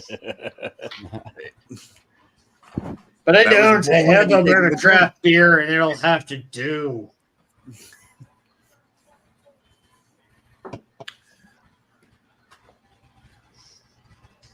But yeah, like, have you seen that promo though? Like the WWE title with the gold in the background doesn't look bad. It really doesn't. I just wish it was a little bit more. I just expect more from a world championship. Right. It just looks like to me that they took that title, went into the WWE 2K games, and just made the belt from there. I mean, have you seen some of the ideas on the community in WWE 2K for the title? Some of them are really freaking nice. Yeah, I've been through the community creations already. I play 2K23 on a near daily basis now. Yeah, but like when you allow other people to be creative with designs, like there are amazing designs. Oh, Like, yeah. I take it to even like other sports, hockey, football, whatever. Some of the designs, like there's somebody I know on Instagram. Maybe they're on TikTok. I don't have TikTok, but I see it on Instagram. But she does innovations to logos, specifically NFL. Okay. And some of them aren't, I don't think are better than what they already have, but I like the creativeness to being different. And there are Right. some that are nice. They did one with the San Antonio Spurs, the basketball team, and I actually like that logo better than the current one. Interesting. And it's, like, and basketball's different. I think there's a lot of like logos in there that I think are very bad and very they're a reflection of the Gen Z, not so much the traditional side. Right. I get it. I get things. But doesn't mean I go with traditional. I think traditional's pretty well. Like if you're gonna change to the Chicago Bulls logo, it better be a home run, or else why change it at all? Because that is a beautiful logo. I kind of said the same thing, Parrish, when they changed the Detroit Pistons logo from the old basketball one, because I really liked that logo. It was so simple, felt very traditional as well. But when they changed it to that stupid horse thing in the early 2000s, I hated that. Yeah, but I also think you got to make sure you stay away from logos that resemble the league logo.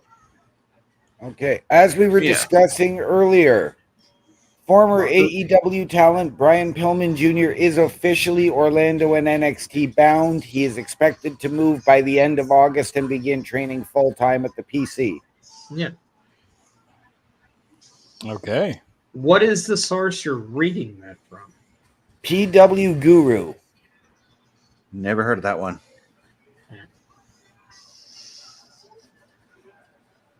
Me either.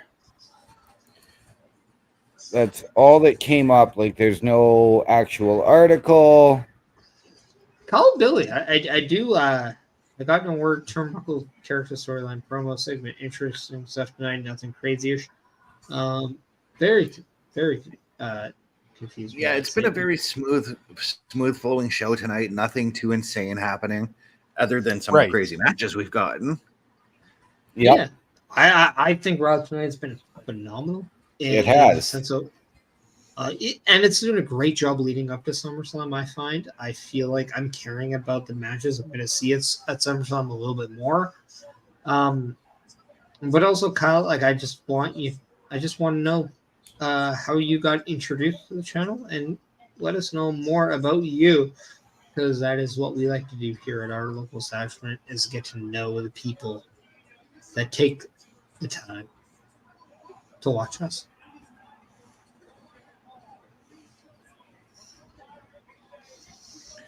Okay, this is one thing I don't get. They're saying Logan Paul returns next week. He was on Raw tonight. That's not a return. Right. No, so like I've come to understand with WWE is if people that aren't normally your everyday superstars come in, it's a return. With Okay. the exception of Roman Reigns, who apparently has a new return every 2 weeks, which makes no sense to me. Yeah. You're the But yeah, champion, no, be there every week.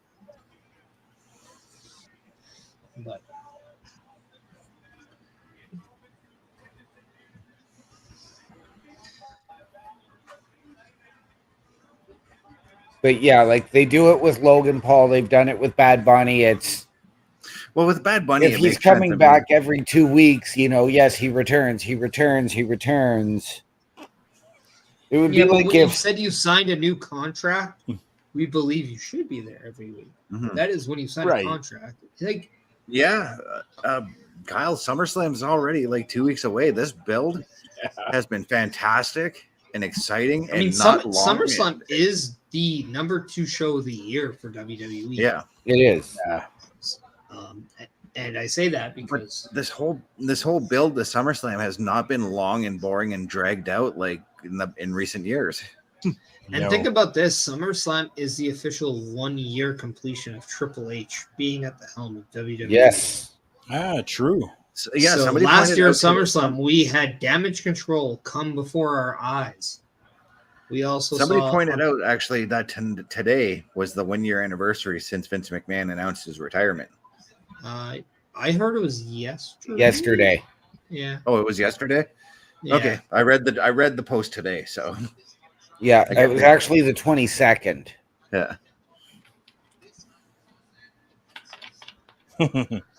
Summer, calm down. We need more hot. I rather drink water than snow to have hot chocolates. Yeah, no, I get it. It definitely, summer has definitely been going very, very quick. Not quick enough. I'm under 100 days from being a dad, man. Like, I'm fucking stoked that we're going quick.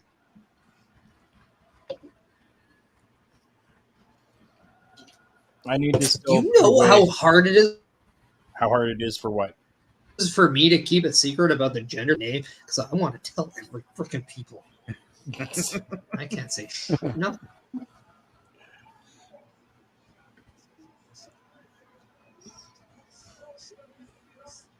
I don't want summer to go quickly. I have to build up my bank for January, so Yeah.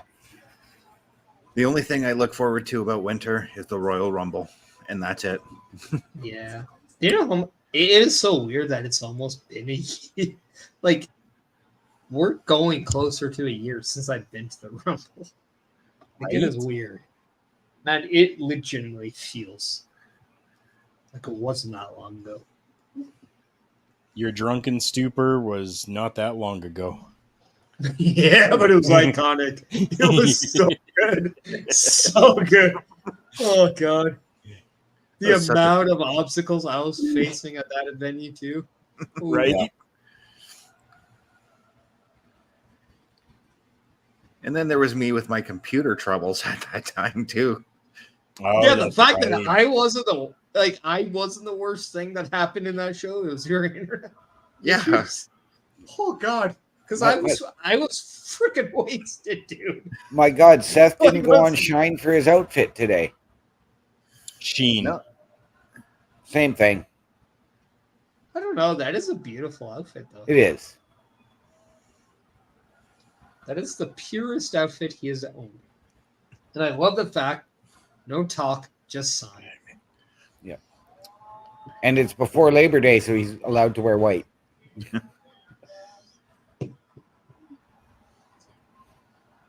I love Speaking the of talking too soon. Yeah, but I also love the fact that Seth Rollins all white, Finn Bálor all black. Last time you saw this in a real form, Shawn Michaels against Undertaker. Yes. You know how great that came out.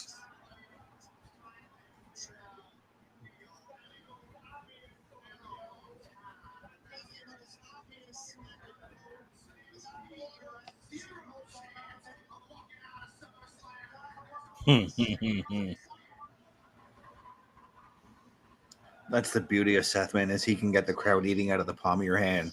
Yep. Oh yeah. Seth Rollins, when he's done, I promise you this. People would be saying he deserves to be on the Mount Rushmore of professional wrestling. Absolutely. Oh, yeah. He is going to make an argument, and this is coming from probably the biggest Shawn Michaels guy here. He's going to put an argument of being better than Shawn Michaels.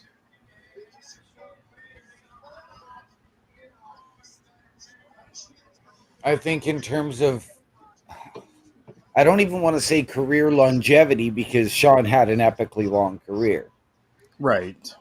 But as good as Seth is and as many classics as he's had, he's just never going to hit the Mr. WrestleMania status. Sure. But he's done Mr. SummerSlam. He's done Mr. Money in the Bank. He's done other pay-per-views as well. Absolutely. And let's not forget the but first also, few Manias. when was Shawn his last wrestled in. bad WrestleMania match? Yeah. Let's actually answer that question. He's never had a bad one. Right? No, yeah. I was going to say probably the worst. Consistent. Probably the worst one I can remember. Maybe that 6-man tag he had at WrestleMania 29. Maybe. Yeah, that was good though. That was really good. Against what? And I mean, like the Outlaws and Kane. But that was just a match that was essentially a write-off at the same time. Yeah. Which one were you thinking of, OMD? I'm going to go back to, and I hate to say it because it was a great match, but I'm going to go Seth and Randy, the night of the greatest cash-in. Yeah, but that was also the night of the greatest RKO, or one of the greatest RKOs. It was. It gave you a moment, which is what WrestleMania is. Whoa, wait a second, guys. Whoa, what is going on here right now? DP action and Judgment Day action. So you don't take that into account. King and Priest. Oh, this feels like Nexus. Everybody. Right? This feels like Nexus, man.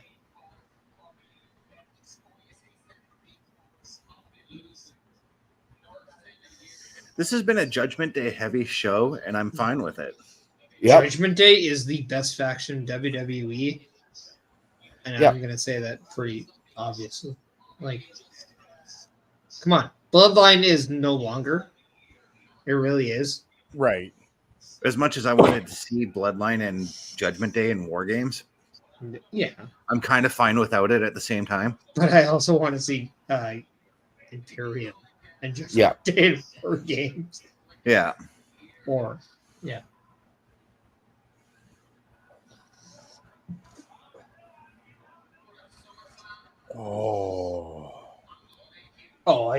I love how Seth Rollins just brings the fight. Jeez. Nice. Like, took his head off is not even the word, Corey. Don't even tell me Becky Lynch won't come to Seth Rollins. 8 at some point to just eliminate the Rhea Ripley factor. Yeah. Right. That little stare down though, with DP holding that briefcase. That tease, man. I love the whole. I'm just. Oh.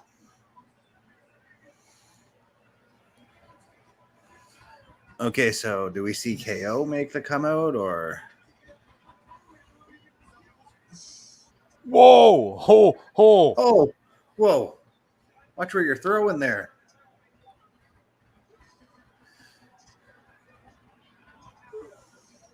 I thought we were gonna have a couple unalived referees there for a minute. Same here. That's okay. I said it. Well, not when one of them is a woman referee. You know what? This is the same to me.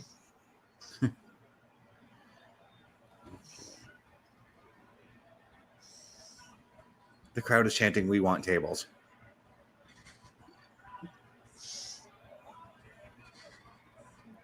Like, oh god, I love Seth Rollins just going for it. Come on. Come on.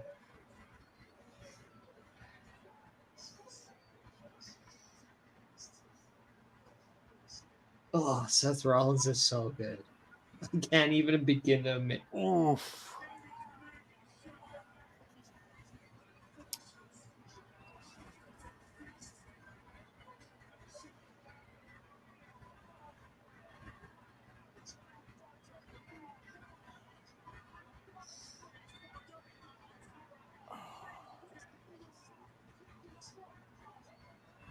What a way to end Monday Night Raw Yeah. with once Fantastic again finish. the Judgment Day running WWE Monday Night Raw. Yep. If there was one small thing I could add to that, I wanted to see Rhea hit her finish on Seth. Oh. Yep. I'm okay with that not happening yet. I just think it might have Save- added to the dominance a little bit more. Save that for something bigger. Once Rhea hits Seth with her finish, that's when Becky comes out. Right. Yeah. Because I'm going to guarantee it, once Becky beats Trish at SummerSlam, it's Becky versus Rhea. Yeah. I could get behind that for sure. Definitely we will get that. Yep. And right now on TV, we got Parrish's favorite sport, tag. Yeah. Well, Parrish needs to check out the World Hobby Horse Championships. Oh, God. In the words of Dr. Evil, how about no? It's a legit sport, dude. Yeah. No, it's not. Why? Yeah. It's okay. It's one of the weirdest sports. It's not even a sport. I don't even Okay. know what the There hell to you call go. Okay, that's the comment. I'm going to agree with you. It's not even a sport. Just like poker, just like tag, it's not a sport. Please get it off my TV where I'm watching sports. Right? It's called Sportsnet. I have a hobby. I'm not going to go on TV and watch the World Cooking Club. No, I'm not going to see that. That's a hobby. I'm not going to go out there and see the World Take My Dog for a Walk Club. That's a hobby. Like, no, Yeah. give me a break. Yeah, that's another thing I don't get is why are dog shows actually on sports channels too? When dogs do tricks and stuff like that, I get it. I get why it's a spectacle. I just don't think it's a sport. But yeah. Right. I don't mean like the ones where they actually have the dogs doing athletic events. I mean like the actual dog shows where they judge dogs on their looks. I've seen those on TSN as well. Right. Yeah. Of course. Yeah. So But this was a fantastic episode of Raw, guys. it definitely was a fantastic episode. And even the interaction that we had with everyone Oh, throughout the absolutely. entire show has been absolutely killer. Thank you to guys each for being and a part of every- the show. Yeah. Yes. Come back next week. We will be here once again for the Monday Night Raw watch along. You guys can interact with us, get your thoughts in here as well on the show. Everyone seems to be pretty up and up on enjoying Monday Night Raw as of late. So this is absolutely fantastic. We love your interaction. Continue all of that. And before we go, we're going to go around the room as we usually do. Let's start down at the bottom with OMD. My brother, where can the people find you and what you got going on this week? Right now, you can catch me on Facebook, Daniel Horisic, or on Snapchat, One Man Dynamic, capitals OM and D. As well, coming up this week, I have the Boar's Nest with Bubba Duke on Thursday. I am not sure if I am joining you yet tomorrow night for Turnbuckle Talk. Mr. Best and I will discuss it. Okay. And as well, we do have a very, very big announcement in regards to the Boar's Nest. And that is coming up on Friday, August 4th. We are still trying to work out the final details. We are doing a very special episode called Pausing the Game. And we are going to be discussing mental health. Very cool. Very cool. So make sure that you're checking out the Boar's Nest on Thursday so that you can find out more about this episode that will be coming out on August the 4th. Mr. Parrish, where can the people find you, my friend? You can find me a lot of places. Oh, there you go. You got all my socials there. Oh, yeah. It's cute. But yeah, everywhere you can find me on screen. You can follow me on this week, Sunday. You can see Busting Out number 50. All right. It is the 50th episode of Busting Out. Gonna be fun. It's gonna be Bobby and I. All right. Because we're just gonna keep it organic. We're gonna keep it real. Keep it with the people that did it. Right? We don't need a guest. Although we have some coming up, but you don't need to know that. We will let you know. But yeah, do that. Also, I believe Wrestle Draft will make a return for season 2. I will defend my championship coming in August, so be prepared. You see everything on down below. You see all the things. I don't need to talk about that. But also, from an all-local establishment end, tomorrow on Tuesday, got Turnbuckle Talk. Then you have Taking Over, where we have Astrid and Ed not only reviewing you with the NXT episode, but also preparing you for the Great American Bash. Right. Also, anybody Paramindful, I believe, just came out too, It right, did Karl? Today it's last night at 7 p.m. Eastern time. The newest episode of Paramindful. And it's an interesting show, guys. Missing 411 Part 2 came out. So yeah, I mean, I'm here to just tell you about the great shows that our local establishment have. You can see all my stuff down below. I'm also on the threads. Christoph Parrish. That's the only one out there. Other than that, we will have to add that in. I'll do that later. But yeah, other than that, next guy. Mr. Best. Where can people find you? What you got coming up? All right, so I will be on the show Turnbuckle Talk tomorrow, 8:05 Eastern, alongside Karl and possibly OMD. You can find me on YouTube at ChrisDamage83. CBRS Films is the channel name. You can find me on Twitch at CBRS_entertainment, and I can't remember my other socials, so I'm waiting for the ticker to come across here. You can find me also on threads.net at CBestFilms83 or facebook.com chris.best83, where I will be sharing my thoughts and opinions on certain wrestling stories, promoting discussion, as it were, with our viewers.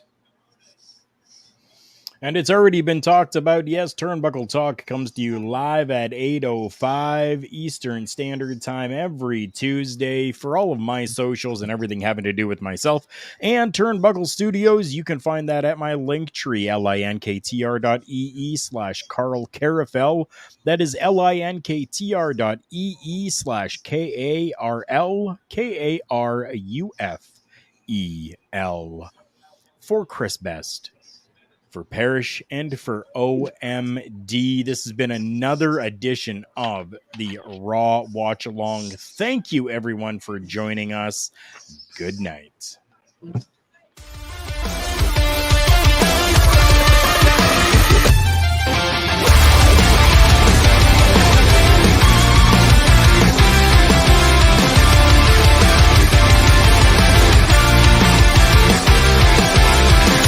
Always followed my own direction. No one can pull me out. I've always felt different from the others. I'm running away now. Fears are fading, won't stop bleeding.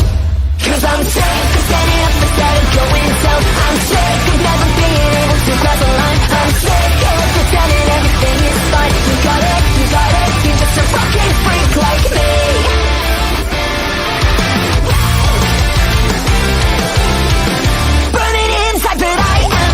I'm not the one that you used to know. I've always hated to act like the others. I found my way to.